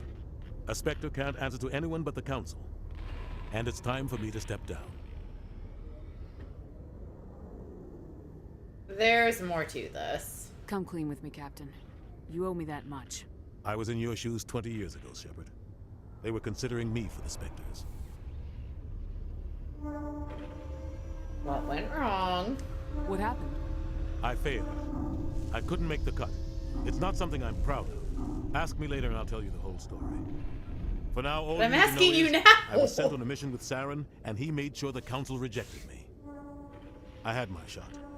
It came and went. Now you have a chance to make up for my mistakes. I'm gonna live vicariously through you. That's what it sounds like. Saren will pay. Saren's not gonna get away this time. Not because Saren's of the gone. thing he did to you, but Don't just, even try you to know, find in me. general. But we know what he's after. The convoy. He's got us Geth scouring the Traverse looking for clues. We had reports of Geth in the Pharaoh system shortly before our colony there dropped out of contact, and there have been sightings around Noveria. Find out what Saren was after on Pharos and Noveria. Maybe you can figure out where the conduit is before he does. What about the Reapers? The Reapers are the real threat. I'm with the Council on this one, Shepard. I'm not sure they even exist. Alright, But if they do exist, the conduit's the key to bringing them back. Stop Saren from getting the conduit, and we stop the Reapers from returning. Is that it? Anything else? We have one more lead. Matriarch Benezia, the other voice in that recording. She has a daughter, a scientist who specializes in the Protheans. We don't know if she's involved, but it might be a good idea to try and find her. See what she knows. Her name's Liara, Dr. Liara Tassoni. We have reports she was exploring an archaeological dig on one of the uncharted worlds in the Artemis Tau cluster. Okay, I guess I'll start there. Yeah, that is the correct option, because that recruits our final party member. Sounds like we should head for the Artemis Tau cluster. It's your decision, Commander. You're a Spectre now. You don't answer to us. I don't answer to anyone, Anderson. Your actions still reflect on humanity as a whole. You make a mess and I get stuck cleaning it up. Screw you! It might be necessary. I'll do whatever it takes to stop Saren. Not exactly the answer I was looking for, Shepard. Remember, you were a human long before you were a Spectre. I have a meeting to get to. I mean, Captain presumably I'm Anderson can answer always any going to questions be you a might have. human. Yeah, but what if you become like half Geth? Oh. Hey, you want to talk about that Yes, thing Commander. now? Let's see. You worked with the Spectres. I want to know the truth about you and Saren. I want to know about the mission you were on together all those years ago. We had intel on a rogue scientist being funded by Batarian interests. He was trying to set up a facility to develop illegal AI technology out in the Verge. Alliance intel had done all the work, but the Council wanted a Spectre involved. We compromised. I was assigned to help Saren in his investigation. We tracked the scientist to a refining facility on Kamala. He was hidden away somewhere inside, protected by an army of Batarian mercenaries. The plan was simple. Sneak into the plant, capture the scientist, sneak back out. Quick, quiet, and a minimum of bloodshed. So something went wrong. I'm guessing things didn't go as planned. Saren and I split up to cover more ground. Then about halfway through the mission, there was a massive explosion in the refinery core. Officially, it was ruled an accident, but I think Saren detonated it on purpose to draw off the enemy guards. So we'll talk about this later. Just meant Udina sucks, so I'll tell you once he leaves. Was anybody hurt? How many casualties? The explosion tore the refinery to shreds. The whole place was on fire. Black chemical clouds poured out into the atmosphere. Nobody inside survived. Okay, so how many casualties? There was a camp for the workers and their families. I want a number. Between the fires and the toxic fumes, the final death count was number. over 500. Mostly civilians. Saren didn't care. The target was eliminated. Mission accomplished. And I ended up taking the blame. That ended all talk of me joining the Spectres. You got blamed? Saren caused the explosion. How'd he pin it on you? In his report, Saren accused me of blowing his cover. He said it was my fault the guards were ready for us. He claimed that's why it turned into a massacre. Saren's report was all the proof the Council needed to kill my chances of becoming a Spectre. But it wasn't your fault.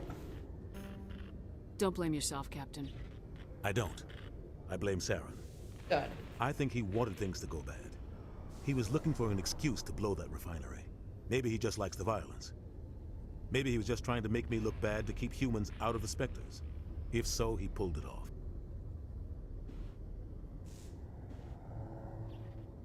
That's not fair. Why'd you let him get away with it? Who do you think the Council was going to listen to? Me? Or their best agent? I had a bad feeling about him right from the start. I should have been more careful. Maybe I could have stopped things before they got out of hand. It wasn't your fault. Don't blame yourself, Captain. Oh, we did this already. I blame Saren. Oops. I think he wanted things to go bad. He was looking for an excuse to blow the refinery. Maybe he just likes the I thought this was a different don't Maybe he blame was trying to make me look bad to yourself. keep humans out of the Spectres. If so, he pulled it off. It doesn't matter. The only thing I care about is stopping Saren. You're right, Commander. It's no good living in the past. Okay, let's see.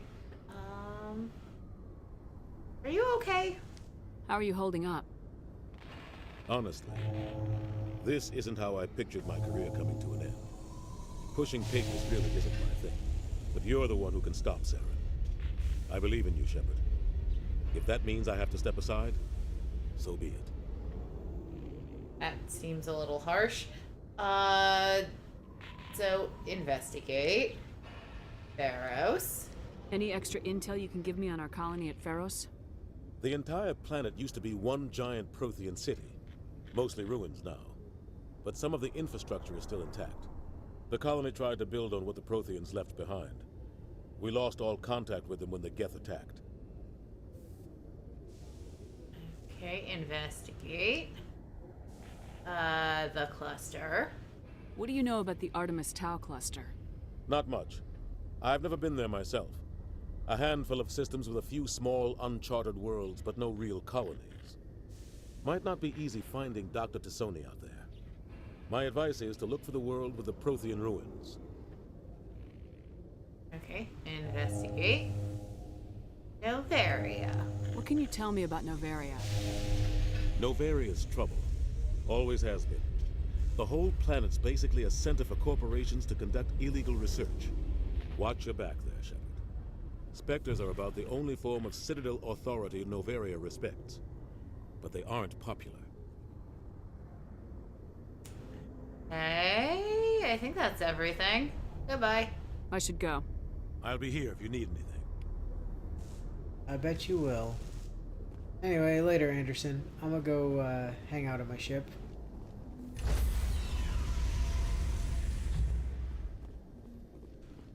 Stand by, shore party. Decontamination in progress.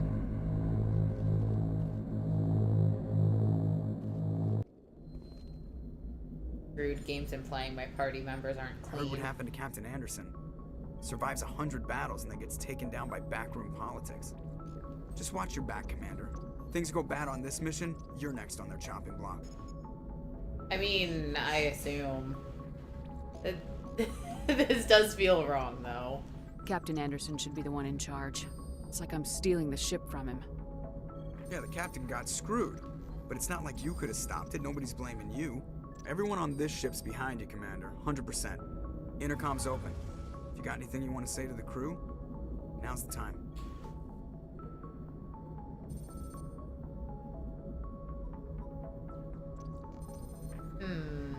I'm torn between two options. I'll pick one. Eeny, meeny, miny, moe. Catch a tiger by the tail with an elbow. Let it go. Eeny, meeny, miny, moe. Well, I mean, as soon as you do that, you've already predetermined what your outcome is going to be. I mean, yes, I always. There's no randomness. But apparently we're going with now we do things my way. Listen up, Normandy. This is your commander speaking. We have our orders. Find Saren before he finds the conduit, and I refuse to let anything get in the way of that mission. Let's see. Nobody's gonna help us, because everybody else in the galaxy is The Council wants to incompetent. ignore this. That's no surprise. They never helped us in the past, no reason they'd start now. But we don't need their help. We can do this on our own. I'm a damn Spectre. They can't do shit to stop me. Yeah. No, Saren can't hide from us. Wherever Saren goes, we'll follow. Wherever he searches for the conduit, we'll be there. We will hunt him to the very ends of the galaxy and bring him down. We have no other options. This is the most important mission any of us have ever been on. The fate of an entire galaxy is at stake. We will stop Saren no matter what the cost. Well said, Commander. Captain will be proud. I'm here if you need anything. That's awful nice of you, Anderson. No, I mean, I literally can't be anywhere else. You are leaving with my only ride, you know. We won't let him down. We're here to find Saren. I refuse to let anything get in the way of that mission, except for the numerous shiny side quests I'll get distracted by on the way. Not The inaccurate. captain gave up everything so I could have this chance. We can't fail. Yes, ma'am. Anyway, good talk, Joker. Now then.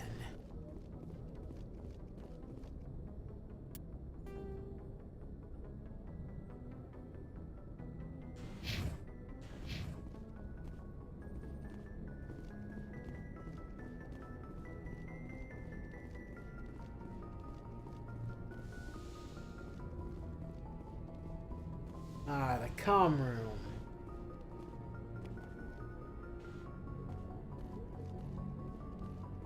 Oh man, the council doesn't want to talk. Okay, I don't want to talk to them anyway. Yeah, but I was hoping they'd want to talk so we could hang up on them.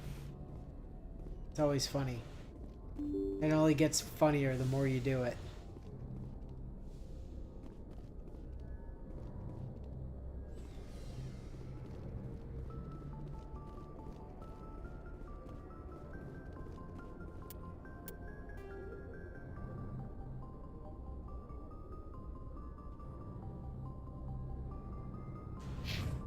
Oh, right. Ha! This is our room. This is where we live. Get everybody's personal data off the personnel manual.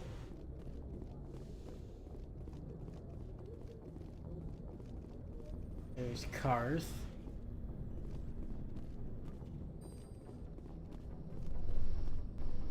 This is where everybody sleeps.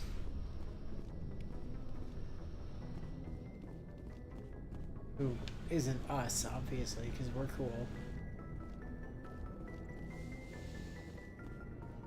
Here's the medical unit. Top off our Metagel while we're here.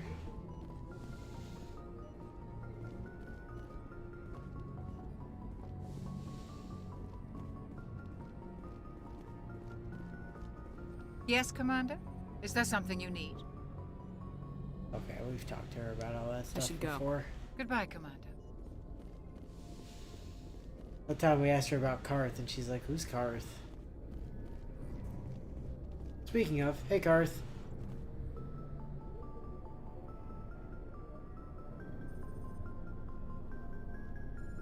Anything you need, Commander? By the way, imagine saying humanity is in this alone while you also have Rex, Garrus, and Tali all here on the ship to help you out.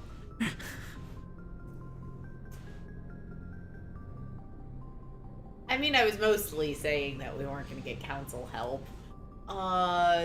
So looking for personal input. Just trying to get a sense of where the crew's at. Thoughts? I've wasted enough of your time for now, Commander. We'll have time for personal debriefings later. Tactical appraisals. What's your opinion on the last mission?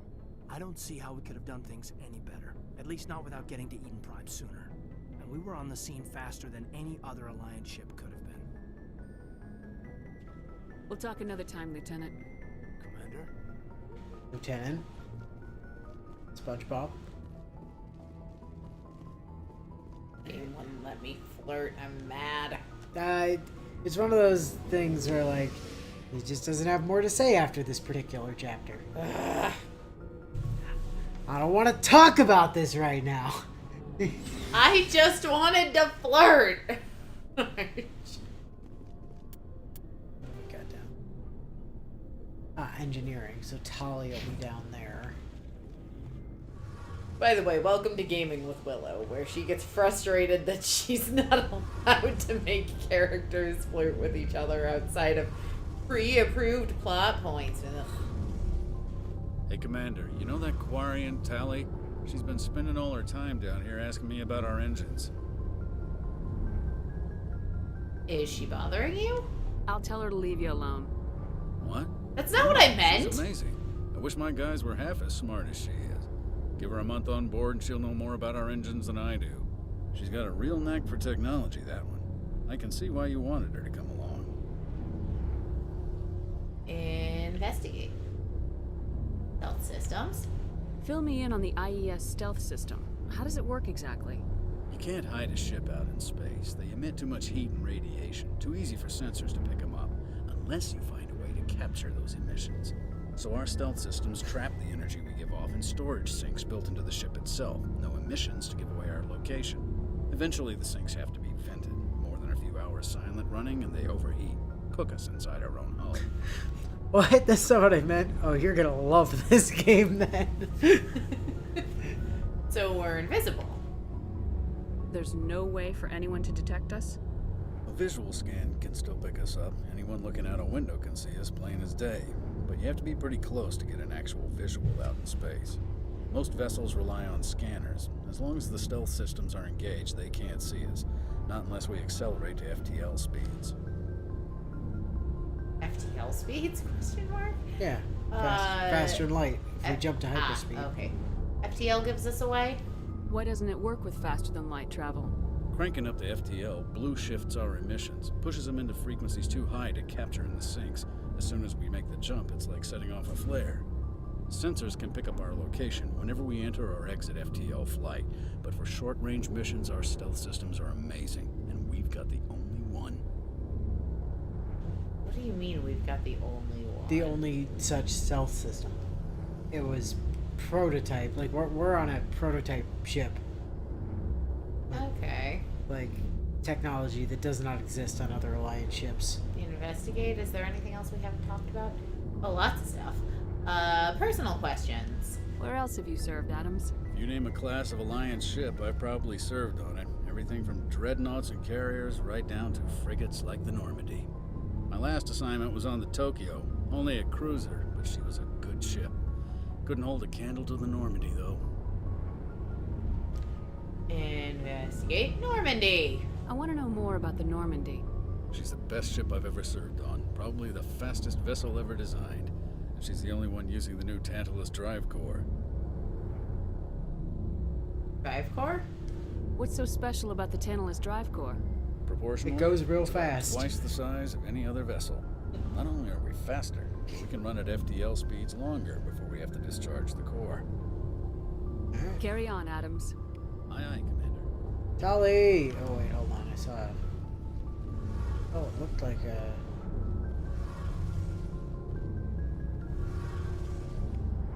thought there was a codex there.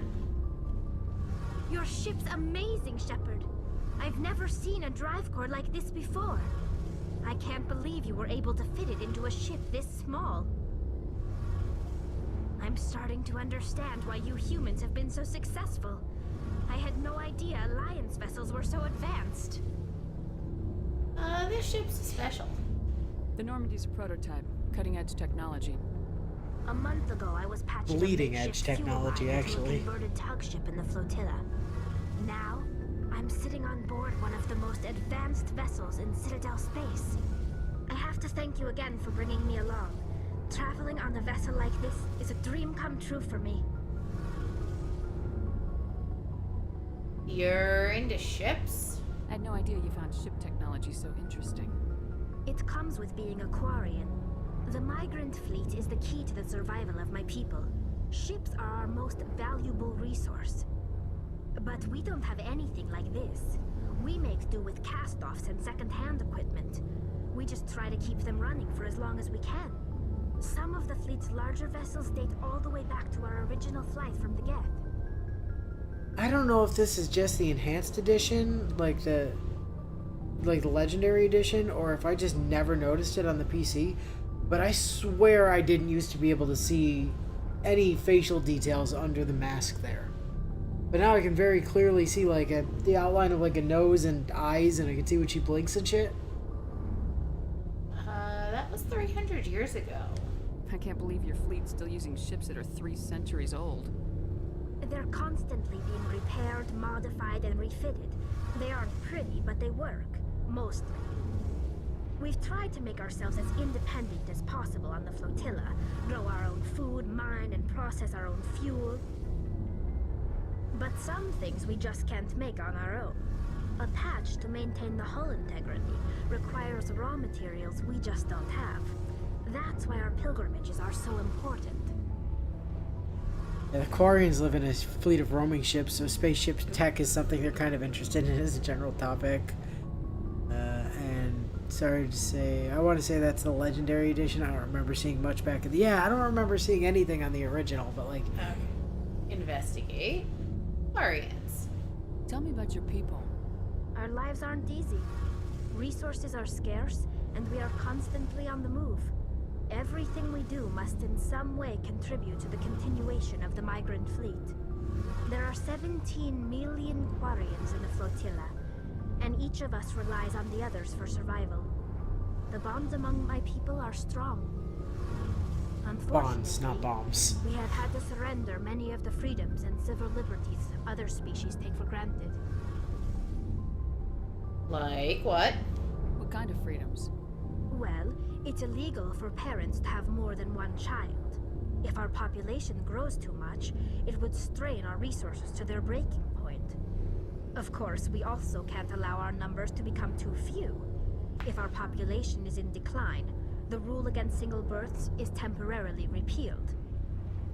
In extreme cases of population decline, incentives are even offered to encourage multiple births, though the Conclave hasn't had to take such measures in nearly a century. The Conclave? That's your government. The Conclave is our civilian branch of government. Each ship can elect a representative to serve on the Conclave and make decisions that affect the fleet as a whole. On matters that affect an individual ship, however, the captain has the final say. It's a tradition that dates back to the early days, when the fleet was governed by martial law. Fortunately, most captains nowadays are smart enough to have an elected council from their crew to give them advice and guidance. You're democratic then. So the ultimate power rests with elected officials? In practice, the Conclave and the respective council for each ship tend to set the rules that govern our daily lives. But in theory, we are still under military jurisdiction. The 5 top-ranking military officials in the fleet serve on the Admiralty Board. These 5 have the power to overrule any decision by the Conclave in case of emergency. To do so requires unanimous agreement among the Admiralty, and they can only do this once. After that, the entire board must resign their posts. It's a safeguard that served us well. In nearly 3 centuries, the Admiralty Board has only overruled the Conclave 4 times. Conclave is just a cooler sounding way to say the council. Investigate. Yes. I want to know more about the Geth. I doubt I can tell you anything you don't already know. It's been almost 3 centuries since they drove my people into exile. All I know is the story of their origins. What they were when we created them, and how they turned on us. Let's see. Tell me. Interesting. The Geth were originally created to serve as an automated manual labor force. Initially, their intelligence was as limited as any VI. Over time, we made small modifications to their programming to allow them to perform more varied and complex tasks, bringing them closer and closer to true AI status. That was a mistake. You had to know it would blow up in your face. The changes were so insignificant, so gradual, that we were able to control them. Or so we thought.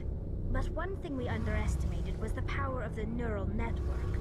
A million Geth thinking simultaneously created an inherently unstable matrix.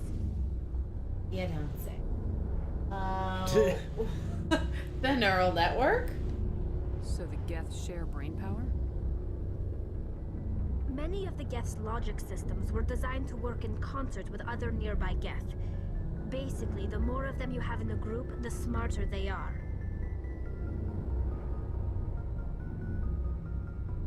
Like a hive mind.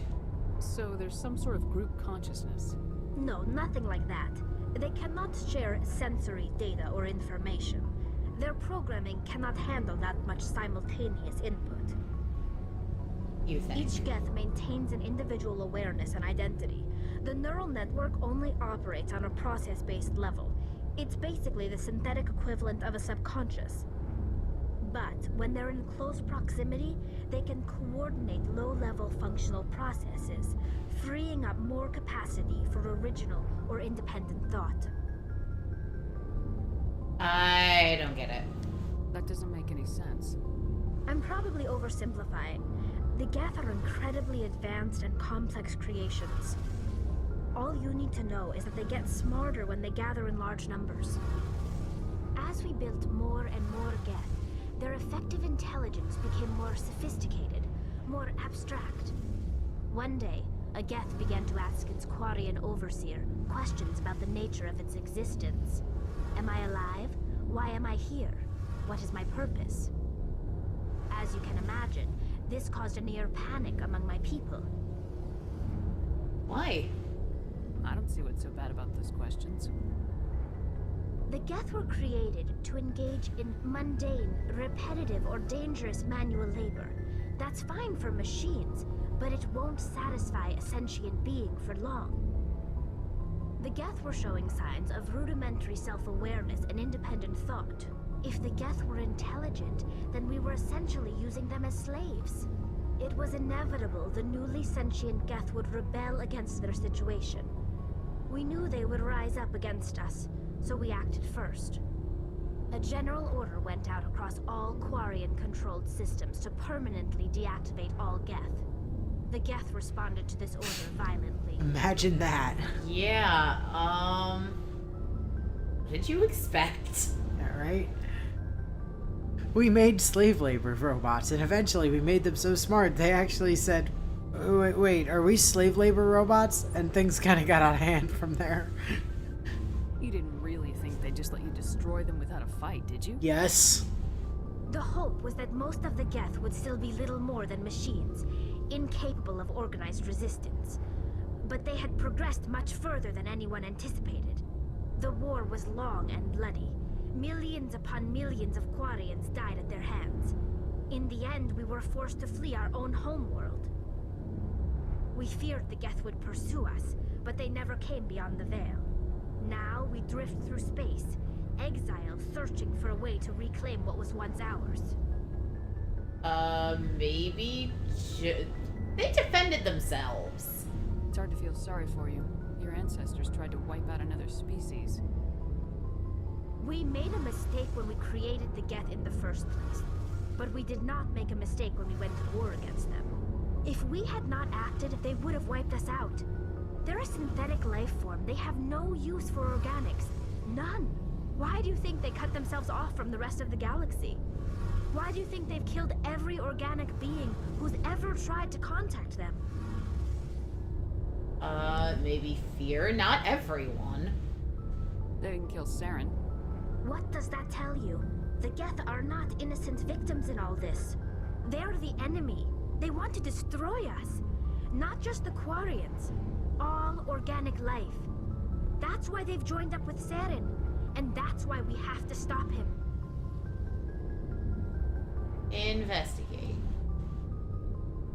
Pilgrimage? We assumed the Geth would turn on us now that they were sentient beings, so we decided, why not do a genocide? For some reason, the Geth didn't seem to like that very much. Gee, imagine that. When my people reach maturity, we leave our birth ships and seek acceptance with a new crew. It's necessary to maintain genetic diversity among the fleet.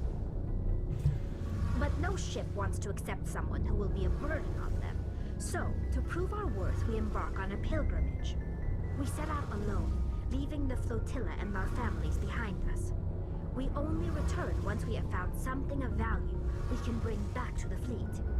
This is presented as a gift to the captain of the respective ship we wish to join. If the gift is accepted, we are welcome. So where's my gift?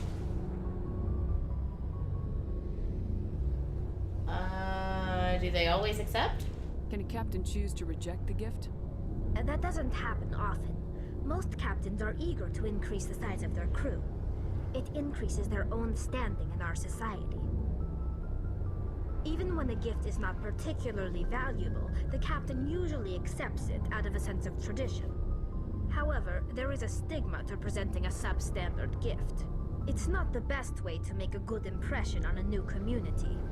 Most pilgrims don't return until they find something. Imagine that, a worthwhile. substandard gift isn't great. Sounds dangerous though. I can't believe they just send you off alone. It's not like they just cast us out. Before we leave, Really? 'Cause we that's are an given awful lot lessons in how to survive like what it outside the sounds like to flotilla, me. and given gifts to help us on our journey. We also receive implants to fight off sickness and disease. Generations of living in an isolated and highly controlled environment have left our immune systems weaker than most. By the time we leave the fleet, we are well equipped for the pilgrimage. This is a rite of passage for all Quarians. If it were dangerous, our numbers would suffer. Virtually every pilgrimage ends with a triumphant return and the ritual presentation of the gift to one of the fleet's captains.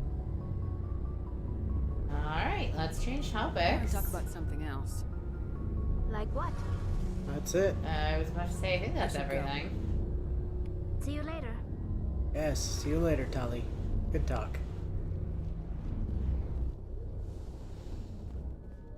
Alright, let's see who else we can find. It looks to be Garrus, just up there. Ah! Right next to the M35 Mako. Say hello to our tank. Why do we have a tank? Why not? Hey, Commander. Looking Let for me some extra rephrase. supplies Do we before ever you head out? actually use it for anything? Oh yeah. Supplies. What have you got? Whatever you want. Armor, weapons, mods. It's not standard Alliance issue, but that's not necessarily a bad thing. Well, as long as you don't mind paying for it. Hey, you? Why should I pay you for my weapons and armor? My stuff doesn't come from the Alliance. I have to purchase it myself, and it's not cheap. Hell, the licenses alone have set me back more than I'd like. But no licenses, no goods. Without the goods, I'm out of a job. Investigate. Licenses? What are licenses? Why do you need them? I know I've bought like 7 of them Manufacturers sell already, but licenses. what are they? Each license allows me to buy and sell a certain brand of products. I already have several basic ones, but you'll need to buy more if you want me to bring in different brands. Many of the best licenses are hard to get, but they're well worth the cost if you can find them. Okay. Manufacturers? What do the different manufacturers offer? There are too many for me to keep track of, but each license will explain what it's good for. Okay. Investigate. New items? How often will you get new items? Well, that depends on how many licenses you've purchased, but I'll rotate items on a regular basis regardless. And anytime we land someplace with a big enough port, I'll buy, sell, and trade whatever I can. Check back often. I need to move items quickly, so only the most basic items will be stocked consistently. Let's see what you've got. You bet, Commander. Alright. So, you'll notice that we have all of our Spectre stuff that we can just buy straight from this guy. Right. So that's cool. As well as, like, these scorpions and, like, basically we already grabbed a bunch of licenses that just have expanded this guy's, like,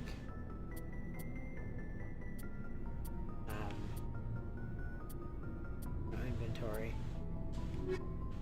So that's our onboard ship, or our onboard shop, rather. Thanks for bringing me on board, Commander. I knew working with the Spectre would be better than life at CSEC. You knew? Have you worked with the Spectre before? Well, no, but I know what they're like. Spectres make their own rules. You're free to handle things your way. At CSEC, you're buried by rules. The damn bureaucrats are always on your back. True. Yeah, honestly true. Being a Spectre does have its advantages. Exactly my point. If I'm trying to take down a suspect, it shouldn't matter how I do it, as long as I do it. But CSEC Garrus just so badly wants to be Batman. Come first. That's why I left. Let's see, that was your reason? So you just quit because you didn't like the way they do things? There's more to it than that. It didn't start out bad, but as I rose in ranks, I got saddled with more and more red tape. CSEC's handling of Saren was typical. I just couldn't take it anymore. I hate leaving. Also, yeah, there is actually a reason why Tali wears that weird suit of hers. Basically, being raised in a sterile bubble your whole life for numerous generations isn't great for your immune system. It's a tough decision, leaving where you were. What are licenses? I've never heard of this word before. Commander, you're fucking with me, right? Don't know, am I? No? Damn straight. I hope you made the right choice. I'd hate for you to regret it later. Well, that's sort of why I teamed up with you. It's a chance for me to get off the Citadel, see how things are done outside CSEC. Either way, I plan to make the most of this. And without CSEC headquarters looking over my shoulder, well, maybe I can get the job done my way for a change. No, you're gonna be getting the job done my way. Sounds good to me, though. As long as you do your job well, you're free to go about your business as you see fit. Thank you, Commander.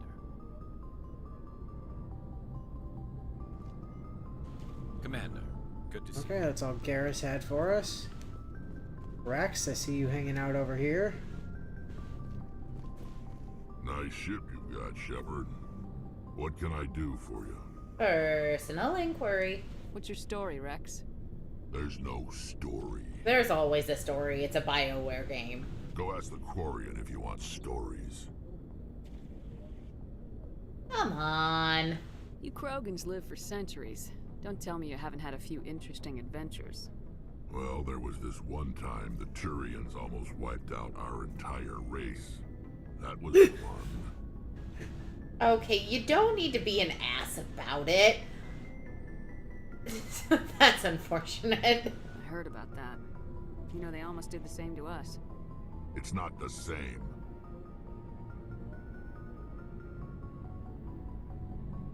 Is it? It isn't? It seems pretty much the same to me. So your people were infected with a genetic mutation? An infection that makes only a few in 1,000 children survive birth? Well, no, And but... I suppose it's destroying your entire species?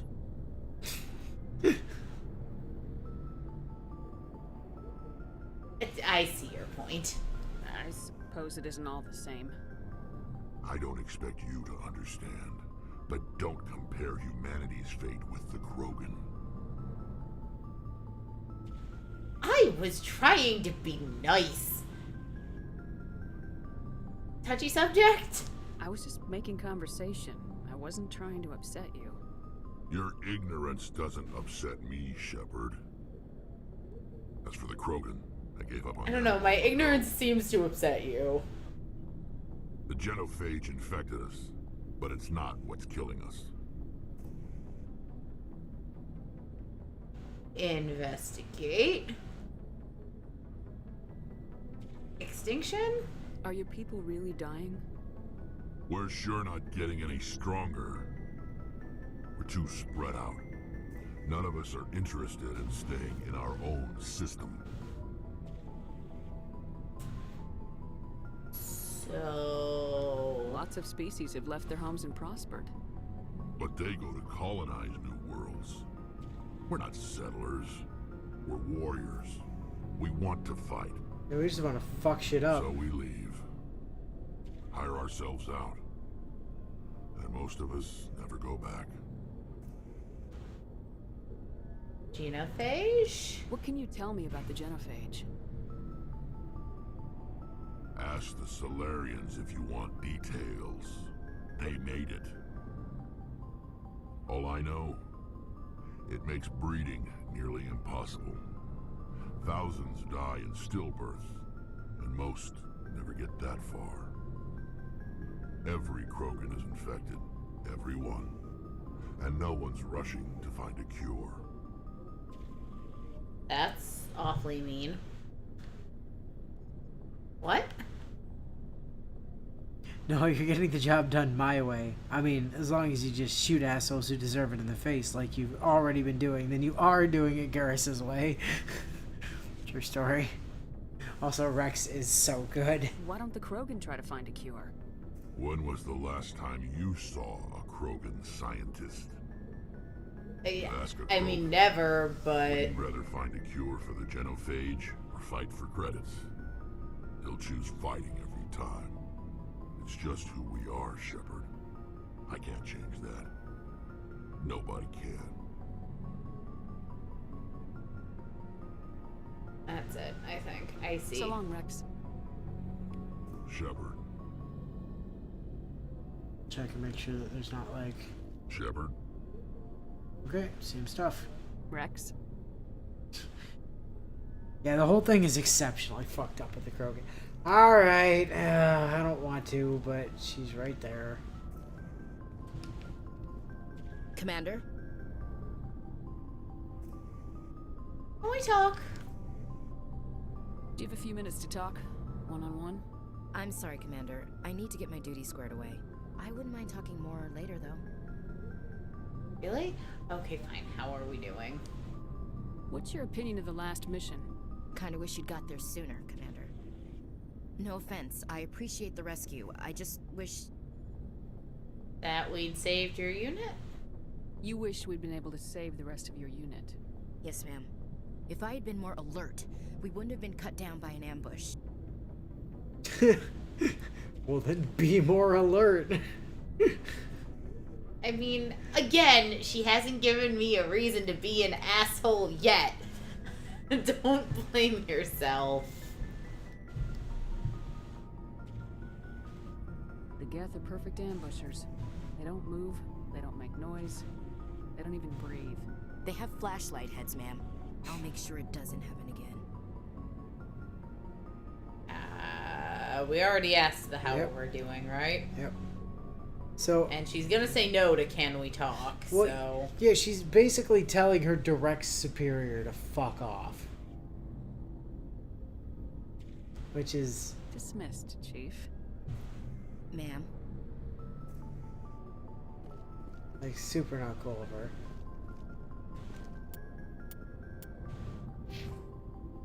Oh, we're really not allowed to...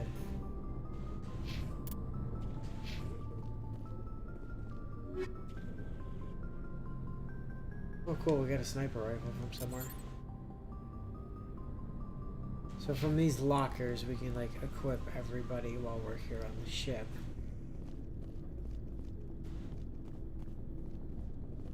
Alright, who's that guy? Okay, that's just the go up button. People are just waiting till I understand. Yeah. If I were more alert, my squad wouldn't have died. Well, if I were there, I'd have just been more alert personally. I mean, yeah. Ashley just sucks at her job. Basically. Again, I'm sure my opinion of her is going to sour and change very quickly. But understand that from my perspective, you guys are all being very cruel to If anyone her. has to take over for Captain Anderson, I'm glad it's you. I'm not sure about having non-humans on our ship, though. Excuse me?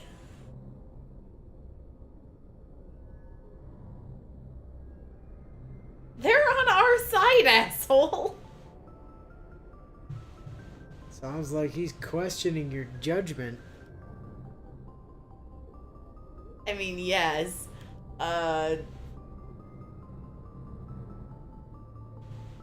You doubt my decisions? I'm in charge here, Presley. I decide if we have non-humans on this vessel. Yes, ma'am. Understood, ma'am. Hey, Presley, quit being racist. Yes, ma'am. Look how fast that guy fell in line. Investigate. Aliens on the ship?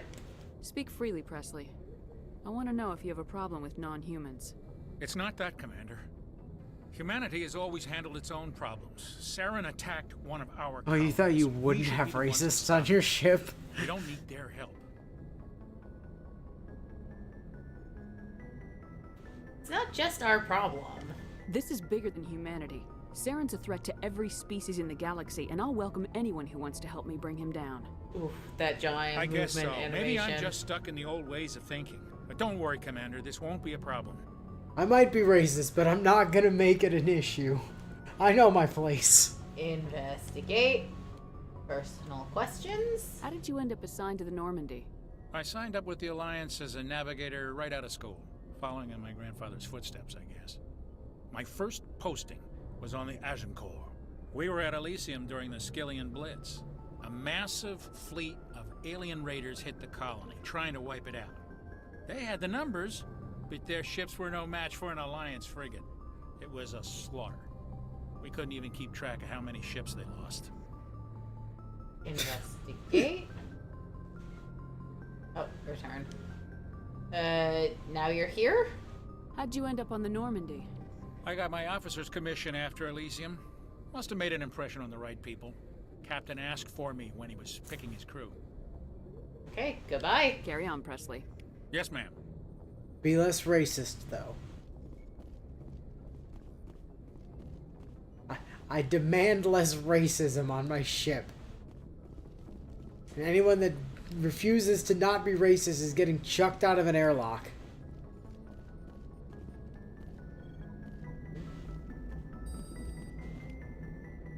Okay, I looked outside. That got us some codex and some stuff. Joker. Alright. Background profile for Commander Shepard. Okay, that's all still the same. Allies, non-council races. Krogans. Oh, God.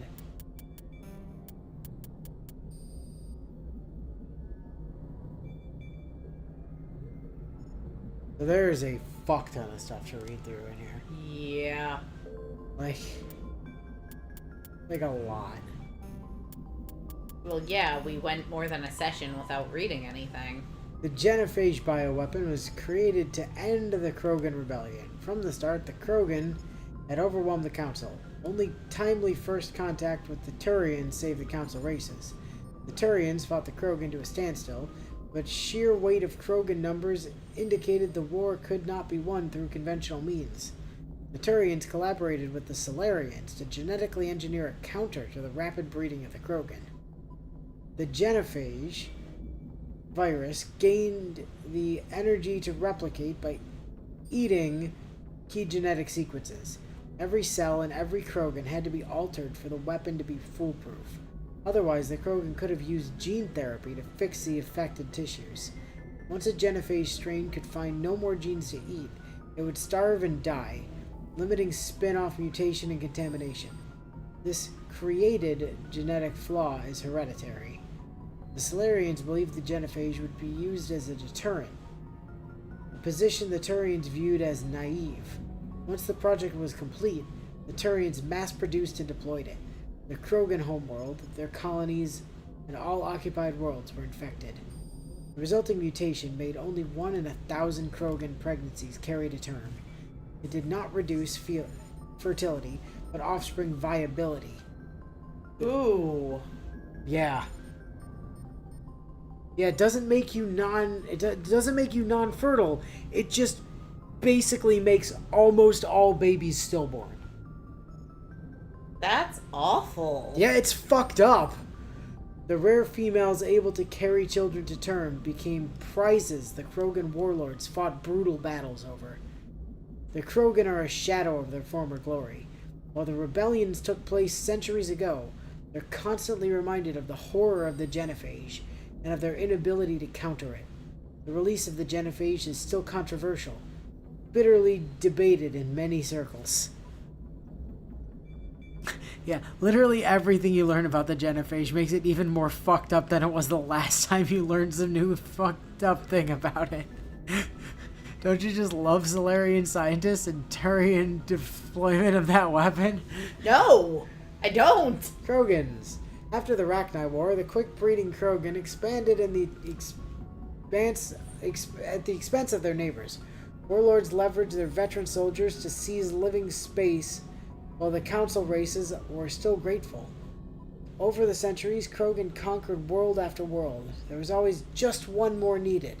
When the council finally demanded withdrawal from the Asari colony of Lucia, Krogan overlord Kredak stormed off the citadel, daring the council to take their worlds back. But the council had taken precautions. The finest STG operators and Asari huntresses had been drafted into a covert observation force, the Office of Special Tactics and Reconnaissance. The Spectres opened the war with crippling strategic strikes. Krogan planets went dark as computer viruses flooded the extranet. Sabotaged antimatter refineries disappeared in blue-white annihilation. Headquarters stations shattered into orbit-clogging debris, rammed by pre-placed suicide freighters. Still, this only delayed the inevitable. The war would have been lost if not for the first contact with the Turians, who responded to Krogan threats with a prompt declaration of war. Being on the far side of Krogan space from the Council, the Turians advanced rapidly into lightly defended Krogan rear areas. The Krogan responded by dropping space stations and asteroids on Turian colonies. That also seems excessive. These worlds were rendered completely uninhabitable. This was precisely the wrong approach to take with the Turians. Each is first and foremost a public servant, willing to risk his life to protect his comrades. Rather than increasing public war weariness, Krogan tactics stiffened Turian resolve. The arrival of Turian task force saved many worlds from the warlords' marauding fleets, but it took the development of the genophage bioweapon to end the war. There were decades of unrest afterwards. Rogue warlords and holdout groups of insurgents refused to surrender or disappeared into the frontier systems to become pirates. Quarians. The economy of the Quarians. Okay. The migrant fleet has little economic base, operating in a state of perpetual hand-to-mouth. While Quarian ships include light manufacturing and assembly plants, they lack heavy industries such as refining and shipbuilding. The fleet has tankers for water purification and oxygen cracking, but the space-intensive nature of agriculture limits food production. A single disaster could destroy the fragile balance. Quarians earn income in creative ways. Because the government is obligated or obliged to provide food, water, air, and medical support for every individual, the Conclave systematically determines the course of the fleet to bring in resources and income. A species who suspects the migrant fleet is heading towards their space often offers a gift of surplus starships, fuel, and resources to convince the Conclave to alter course. Oh shit, they're coming towards us. Give them free shit to make them go away. I mean... As the fleet passes through a system, swarms of mining vessels work over asteroids for metals and siliceous materials and cometary bodies for water, ice, and organics. Quarian miners are adept at locating and strip mining spaceborne resources. This sparks conflict with corporations already working the system. Large mining concerns and spend millions on lobbyists and public relations, portraying the Quarians as locusts, devouring the resources of a system before moving on. The greatest asset of the Quarians is their rarefied skills. Most are experienced miners. Due to their life of perpetual salvage and repair, they're skilled engineers and technicians. More than once, the very corporations that lobby against the Quarians have made backroom deals with the fleet, arranging for skilled Quarians to fill space engineering jobs that other species would demand higher wages for. The Quarians are widely hated among the working classes. The Quarians are coming to take our jobs as a common response to the fleet's... They took our door! I was about to say, so it's South Park's take on the Mexicans. Basically. Yeah, trying to do a war with species that is basically one giant military construct really wasn't the smartest idea in the world.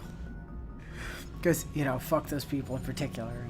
We would literally rather just bribe these guys to fuck off than have them be anywhere near us. And basically, the Quarian government. Due to the Quarians' precarious existence and the need to enforce strict rationing, government is somewhat autocratic. The migrant fleet's operations are directed by the Admiralty, a board of 5 military officers who are advised by a legislative body called the Conclave. Each vessel in the fleet has the right to send representatives to the Conclave aboard the flagship. The number of representatives is based on crew size. Larger clans with larger ships and more votes form the cores of political blocs. Opposition comes from the Outsiders Coalition, with delegates from thousands of smaller ships. Outriders Coalition, sorry. The Admiralty defers to the Conclave's decisions in most circumstances. However, if all 5 members agree that a Conclave decision jeopardizes the survival of the fleet and cannot get the Conclave to address their concerns, they have the right to summarily overturn the legislative decision. After the Admiralty uses this extraordinary power, they must resign. If the Admiralty does not step down after using their veto, the rest of the military is obliged to arrest them. Each ship captain has authority over his vessel, but is advised by an elected civilian council, just as the Admiralty is advised by the Conclave. This relationship may range from cooperative to polite tolerance to outright hostility, but any captain who overrules his council without good reason is relieved of command by the Admiralty. Many Quarian ships are owned by clans who pool their resources to purchase used vessels from private sellers. Large ships are prestigious for big, rich clans, but a small ship means status for a small clan with enough personal wealth to afford a private vessel. Clan vessel captains are not subject to dismissal by the Admiralty. Abusive captains are a family problem if they do not disrupt the operations of the fleet. Speaking of the fleet... Family problem? Family problem. Huh. The migrant fleet is the largest concentration of starfaring vessels in the galaxy, sprawling across millions of kilometers. It can take days for the entire fleet to pass through a mass relay. When the Quarians fled their homeworld, the fleet was a motley aggregation of freighters, shuttles, industrial vessels, and the odd warship. After 3 centuries, all have been modified to support larger crews as comfortably as possible. As the Quarians achieved stability, they began weeding out the ships least suitable for long-term habitation, selling them and pooling the money to buy larger and more space-worthy hulls. This process is ongoing as vessels wear out and break down. While some ships enjoy dedicated cabins with full privacy and sanitary facilities, many more are former freighters whose cargo bays and containers are pressurized and divided into family spaces using simple metal cubicle bulkheads. It does say cubicle. Yeah, the Quarians enliven these austere spaces with colorful quills and tapestries, quilts, possibly, which also help muffle sound. The day-to-day operations of the fleet, traffic control, station keeping, supply distribution, and so on, are under military jurisdiction. Though ship captains have the authority to deviate from their assigned positions and may leave the fleet at any time, they are assumed to do so at their own risk. As the migrant fleet moves around the galaxy, many ships split off to pursue individual goals, returning days or years later. And the pilgrimage. When the Quarians of the migrant fleet reach young adulthood, they must leave their birth ship and find a new crew to accept them as permanent residents. To prove themselves, they must recover something of value. This is offered to their prospective captain as proof that they will not be a mere burden on the shoestring resources of the ship. This process is called the pilgrimage. Stripped of ritual, the pilgrimage is merely an attempt to maintain genetic diversity within the small, relatively isolated population bases that make up the migrant fleet. If the young stayed married within their birth vessel, the risk of interbreeding would increase sharply. Quarians are surgically fitted with their various immunity-boosting implants in preparation for leaving on pilgrimage. Having grown up within the sterile, controlled environments of migrant fleet ships, Quarians have virtually no immune system whatsoever. Huh. Which, sucks to be them. Citadel and Galactic Government.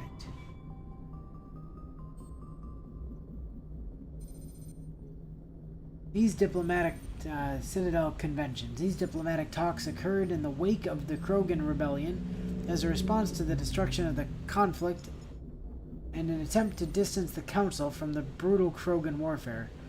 The conventions regulate the use of weapons of mass destruction. A WMD causes environmental alteration to a world. A bomb that produces a large crater is not considered a WMD. A bomb that causes a nuclear winter is. Use of WMD is forbidden on garden worlds like Earth, with ecospheres that can readily support a population. If a habitable world is destroyed, it will not be replaced for millions of years. The conventions do not forbid the use of WMD on hostile worlds or in sealed space station environments. Many militaries continue to develop and maintain stockpiles. The conventions graded weapons of mass destruction into tiers of concern. Tier 1 is the greatest threat to galactic peace. Tier 1. Large kinetic impactors such as asteroid drops or deorbiting space stations. Effectively free and available in any system in the form of debris left over from planetary accretion, kinetic impactors are the weapons of choice of terrorists and third galaxy nations. Tier 2 is uncontrolled self-replicating weapons, such as nanotechnology, viral or bacteriological organisms, von Neumann devices, and destructive computer viruses. These weapons can lie dormant for millennia, waiting for a careless visitor to carry them on to another world. Let's see, a nuke, not their problem. Bigger nuke, now that's their problem. Yeah, basically. Tier 3, large energy burst weapons such as nuclear or antimatter warheads. Tier 4, alien species deliberately introduced to crowd out native forms necessary for the health of an ecosystem. Ecological tampering can take years to bear fruit, making it difficult to prove. Wait, Tier 1 is the largest threat, and they put self-replicating machines at a lower tier. Yeah, they did. Huh.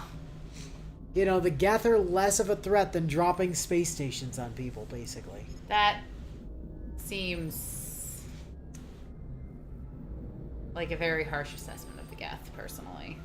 Well, you know. Citadel Station, Citadel Security Services, CSEC. Citadel Security is a volunteer police service answering to the Citadel Council. The 200,000 constables of CSEC are responsible for maintaining public order in the densely populated Citadel. 199,999. We sort of stole one of them. They also provide pirate suppression, customs enforcement, and search and rescue throughout the Citadel cluster. CSEC has 6 divisions: enforcement, uniformed officers who patrol the Citadel and respond to emergencies; investigation, detectives who puzzle out the truth behind crimes and bring perpetrators to justice; customs, screen the thousands of passengers and cargo containers that pass through the Citadel ports every day; network, deals with cyber crimes like identity and copyright theft, hacking and viral attacks, and illegal artificial intelligence; special response, deals with hostage situations, bombs, and heavily armed civilian criminals. In the unlikely event that attackers board the Citadel, they are also the front line of defense, armed with military-grade equipment. Patrol, naval arm with ships stationed throughout the Citadel cluster. Unlike the other divisions, they are rarely seen at the Citadel, nor do they stay in one place long. Joining CSEC is prestigious. Applications must be approved by a Citadel counselor or the ambassador of an associate council race. Generally, applicants have many years of distinguished service in the military or police force of their nation, but an inexperienced applicant with demonstrable talent will be fairly considered. CSEC and the Spectres are often at odds. Many CSEC members, notably current Executor Venari Palin, believe that allowing Spectres to be above the law is a dangerous practice. The action of Saren Arterius lend credence to this position. The Spectres, in turn, are aggravated when CSEC's dedication to procedure and due process hampers their investigation. Hey, stop trying to make me obey the law. I'm above the law. Meanwhile, Bio and Sarge are arguing about, well, not necessarily arguing, but... I'm sorry. What are you telling me Grey Goo is less terrifying than dropping rocks? The fuck? You can just shoot a Geth. So what if there's a billion of them? You can just shoot a singular Geth. Just don't think about it. Come on, Sarge. What has the Council ever been wrong about Omega-level super threats before? Rages silently. And no argument. Jesus Christ, the more I look at this, the more story gives me a headache. Well, that's why in BioWare games you always, like, even though it's super tedious to stay up to date on the codex... Yeah, read the codex. Read the codex in every BioWare game. Citadel Station, Presidium Ring. The ring is an enclosed loop of park-like space serving as the connection point for the wards. The interior wards are lined with embassies of influential species and private residences for the galaxy's elite. The Presidium is full of open-air restaurants, bars, and luxurious meeting areas. Gravity is about a third Earth normal. A holographic sky is projected over the ceiling of the ring. Unlike the 24/7 bustle of the wards, the Presidium maintains a 20-hour day schedule with a 6-hour night where lights are dimmed and the sky goes through a night cycle. Offices and residences are often open to the interior. It's not unusual for embassies to have an exterior wall at all. This does not cause a crime problem due to the heavy CSEC presence and ubiquitous monitoring devices on the Presidium.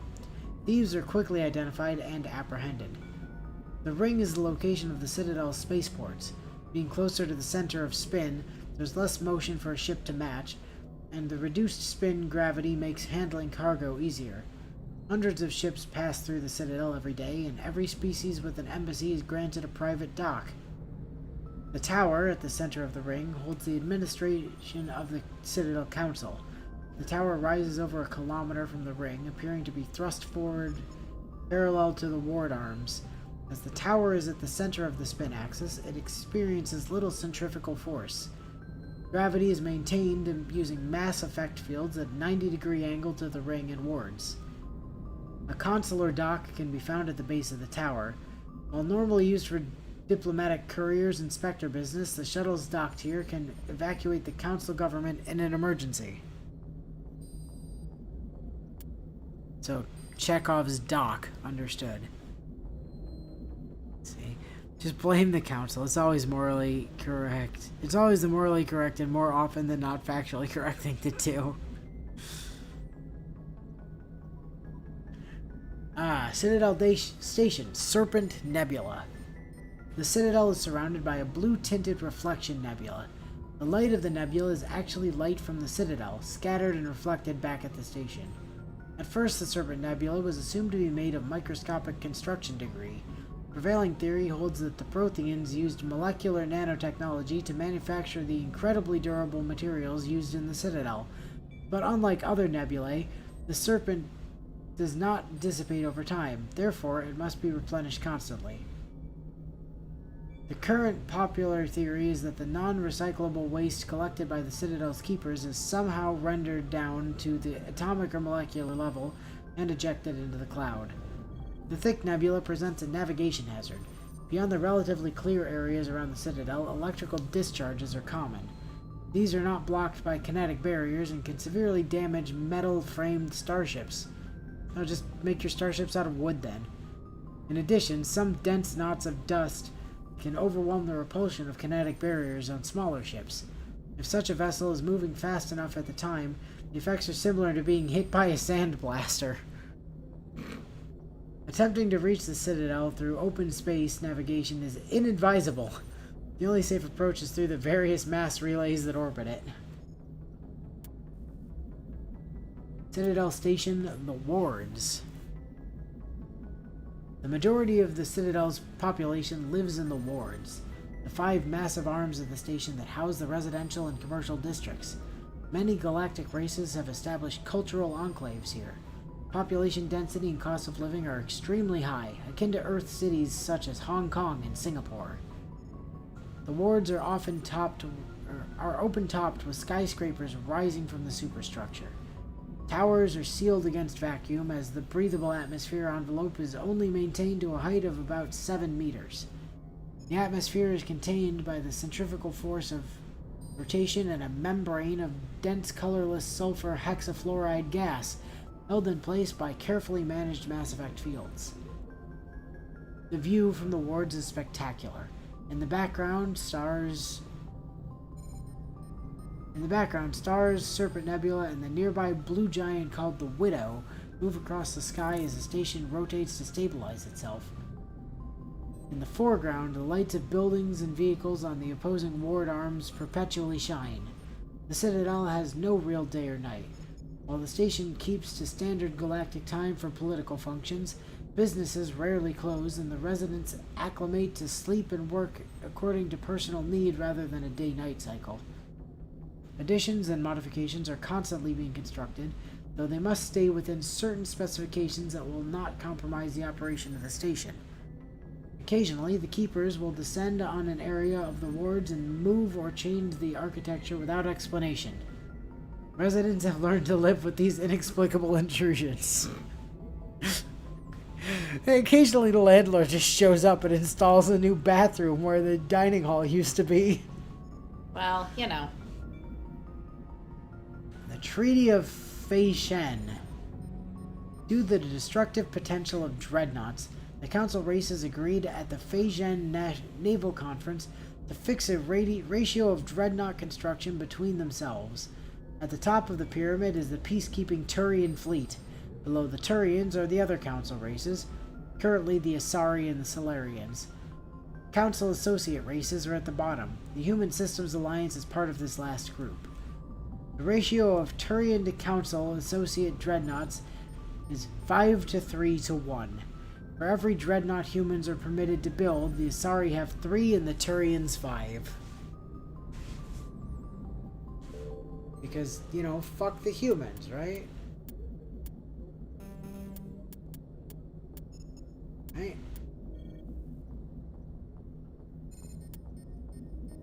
we're in the secondary codex, by the way. Not the primary one.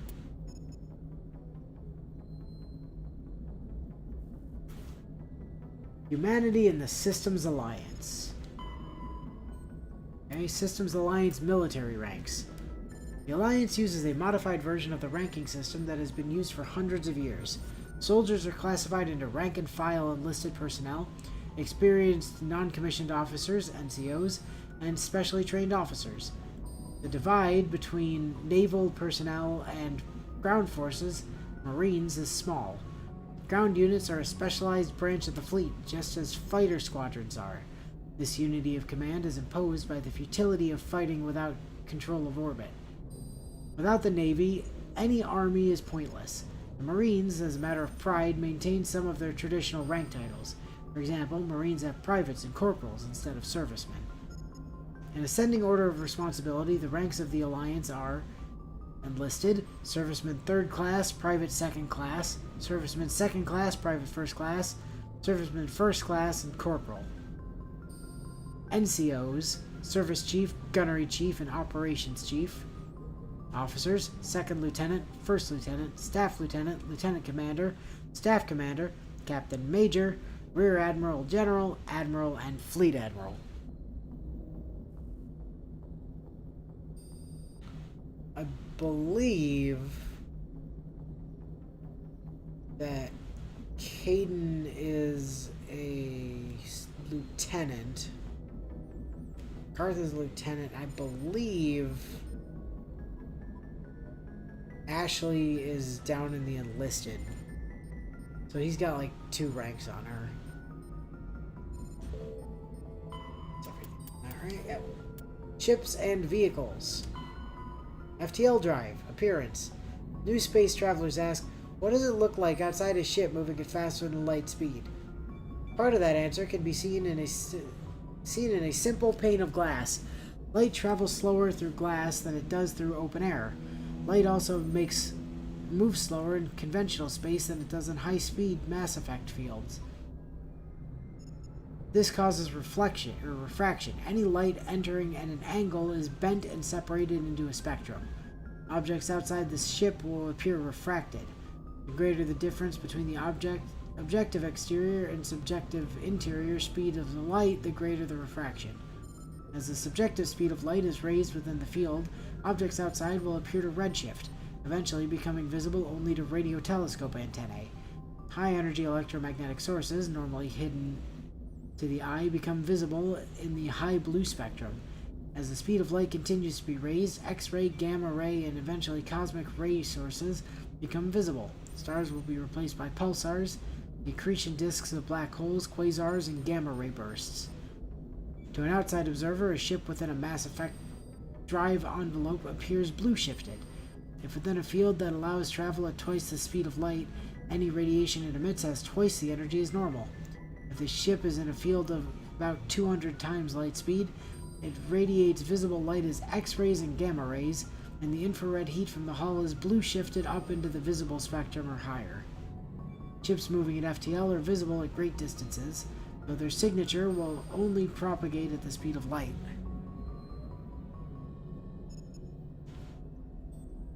Let's see. The fact that Turians are just call it a relay incident makes me wonder just how many incidents they've had. Yeah. We did kind of accidentally a war with them. A lot of Turians still haven't really let us forget that quite yet. Oh, Ashley's an NCO, Gunnery Chief. Okay, gotcha. Imagine it probably happens every time a new race discovers a mass relays for the first time. Dovetailing back to your statement, the council sucks. What does it say about the current government if a first contact war is the norm? In fairness, we humans are also, on average, a bunch of violence-happy idiots who tend to resort to use gun for most problems to now. I mean, that's certainly Shepard's response, is use gun. Problem, draw gun. I haven't done that for every problem. You've done it at least 4 separate times now. Yes, but that's not every problem. Starships, crew considerations. Cabins give each individual 10 cubic meters of space. On larger vessels, private rooms are common. As ships get smaller, the number of crew packed into a single wardroom alright, increases. Asari prefer shared spaces even on larger vessels, while Krogan territorial instincts make it impossible for them to cohabitate even on the smallest ships. On smaller vessels, hot bunking is the norm. Crew members assigned to different watches share the same bunk. When one gets off duty, he wakes up the person in the bunk. While that crewman is on duty, the first gets his rack time. Spacecraft compartments can be isolated by airtight doors in case of decompression. The cinematic vision of explosive decompression is fiction. Hold compartments either take enough damage that occupants are killed instantly or leak slowly enough that they are able to reach protective gear. Compartments are equipped with emergency life support apparatus, fireproof plastic bubbles with air bottles. Small when stowed, ELSA comfortably accommodate one individual inflated. Damage control procedure cuts off ventilation to burning compartments. Without oxygen to consume, fire dies in seconds. The compartment is repressurized afterward for crew recovery. Mass effect fields create an artificial gravity, AGRAV, plane below the decks, preventing muscle atrophy and bone loss in 0G. Large vessels arrange their decks perpendicular to their thrust axis. The highest decks are at the bow and the lowest at the engines. This allows a AGRAV to work with the inertial effects of thrust. Ships can land arrange their decks laterally so the crew can move about while the vessel is on the ground. So, Adam questions, having pulled up the definition of a wardroom, and asks if they just implied that certain races live in the mess hall. Possibly. Pressurized cabins during fighting. After reading a fanfic, I now have issues with that. A bit of logistics. Man, this is worse than I remember.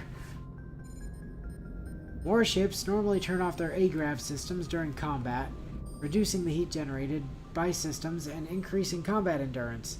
To provide a point of reference for navigating in 0G, floors are painted a different color from the walls and ceiling. Starships, cruisers. Cruiser-weight starships are the standard combat unit encountered away from large naval bases, the poor, bloody infantry of most fleets.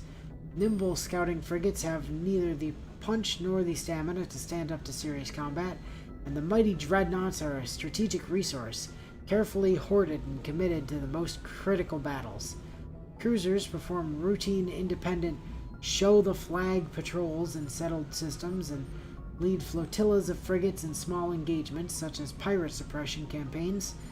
In major fleet engagements, cruiser squadrons support the dreadnought battle line by screening their flanks against enemies attempting to maneuver for a main gun bow shot from their vulnerable broadsides.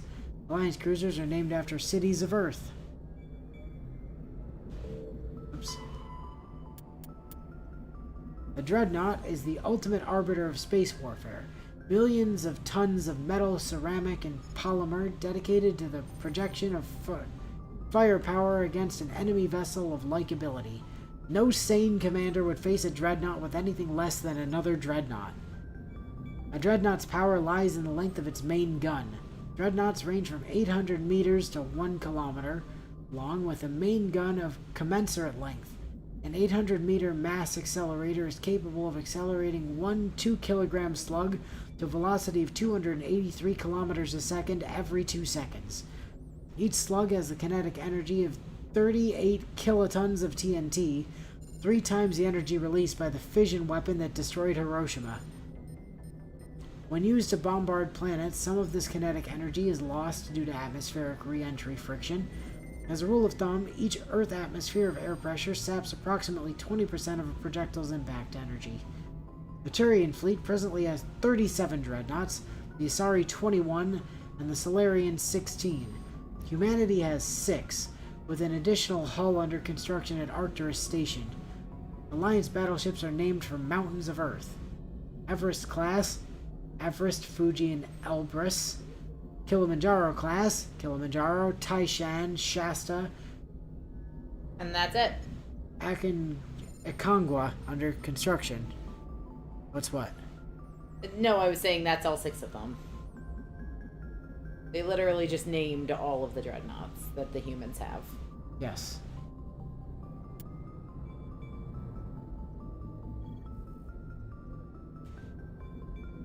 E.g., depressurize the ship, crew and vac suits. No fire due to no oxygen. Wait, broadsides? Aren't they smart? Aren't there any smart weapons like cruise missiles equivalents? Like, not even it is an AI guided? Yeah. Giant railguns, yeah, basically. Starships, fighters. Fighters are single pilot combat small craft. They're lightweight enough that they can be economically fitted with powerful Element 0 cores, making them capable of greater acceleration and sharper maneuvers than starships. Kinetic barrier shields changed starship battles from short, vicious bloodbaths to extended, indecisive slugging matches. Only the main gun of a dreadnought could punch a mass accelerator slug through the barriers of an opposing dreadnought. This changed with the development of the fighter-launched mass disruptor torpedo, a short-range weapon that can penetrate kinetic barriers and destroy their projector assemblies. Starship Guardian defenses must be overwhelmed through swarm tactics. Fighter groups can take heavy casualties, pressing their torpedo attacks home. Once fighter-launched torpedoes have crippled an enemy's barriers, the mass accelerators on frigates and cruisers can make short work of them. Interceptors are a type of fighter optimized to attack other fighters. With no ability to damage starships, interceptors are used to screen friendly units from incoming fighter attacks. I think watching us play through this game is giving Sarge a crisis in terms of his ability to process and reconcile the fact that he famously loves these games with all of the negative information, like the additional negative information he's learning from us going through this codex. I kind of feel like every ship in the Kilimanjaro class, other than the Kilimanjaro itself, got the short end of the stick there.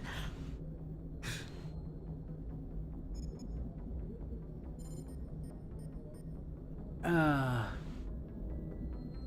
we'll get through frigates and sensors and call it. Frigates are light escort scouting vessels. They often have extensive Guardian systems to provide anti-fighter screening for capital ships and carry a squad of Marines for security and groundside duty. Unlike larger vessels, frigates are able to land on planets. Frigate drive systems allow them to achieve high FTL cruise speeds. They also have proportionally larger thrusters and lighter design mass, allowing them to maneuver more handily. In combat, speed and maneuverability make a frigate immune to the long-range fire of larger vessels. In the time it takes projectiles to reach them, frigates are no longer where they were predicted to be. In fleet combat, frigates are organized into Wolfpack flotillas of 4 to 6. Wolfpacks speed through enemy formations, hunting enemy vessels whose kinetic barriers have been taken down by fighter-launched disruptor torpedoes. Wolfpack circle strafes vulnerable targets, using their superior speed and maneuverability to evade return fire. Alliance frigates are named for great battles in human history. And so, like Normandy, which is a frigate. Starship sensors. Light lag prevents sensing in real time at great distances. A ship firing its thrusters at the Charon relay can be easily detected from Earth, 5.75 light hours, 6 billion kilometers away. But Earth will only see the event 5 hours and 45 minutes after it occurs. Due to the light speed limit, defenders can't see enemy coming until they've already arrived.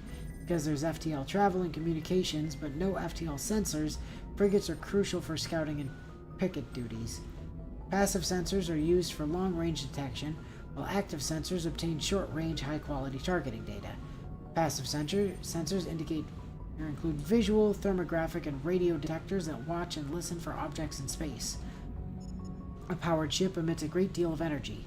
The heat of the life support systems, the radiation given off by the power plants and electrical equipment, the exhaust of the thrusters, starships stand out plainly against the near-absolute background of space. Passive sensors can be used during FTL travel, but incoming data is significantly distorted by the effects of the mass effect envelope and Doppler shift. Active sensors are radars and high-resolution LADARs, laser detection and ranging, that emit a ping of energy and listen for return signals. LADARs have a narrower field of view than radar, but LADAR resolution allows images of detected objects to be assembled. Active sensors are useless when a ship is moving at FTL speeds. Bio shared the bio method for dealing with things in video games that frustrate you. As he phrased it to Sarge, also you should know well enough by now that I deal with things like that by openly complaining very loudly about all the problems as they come up. Accurate. Ah, this sensor bit is one that popped up in that fanfic. Why not deploy sensors with FTL comm packages to give you something akin to real-time over an area?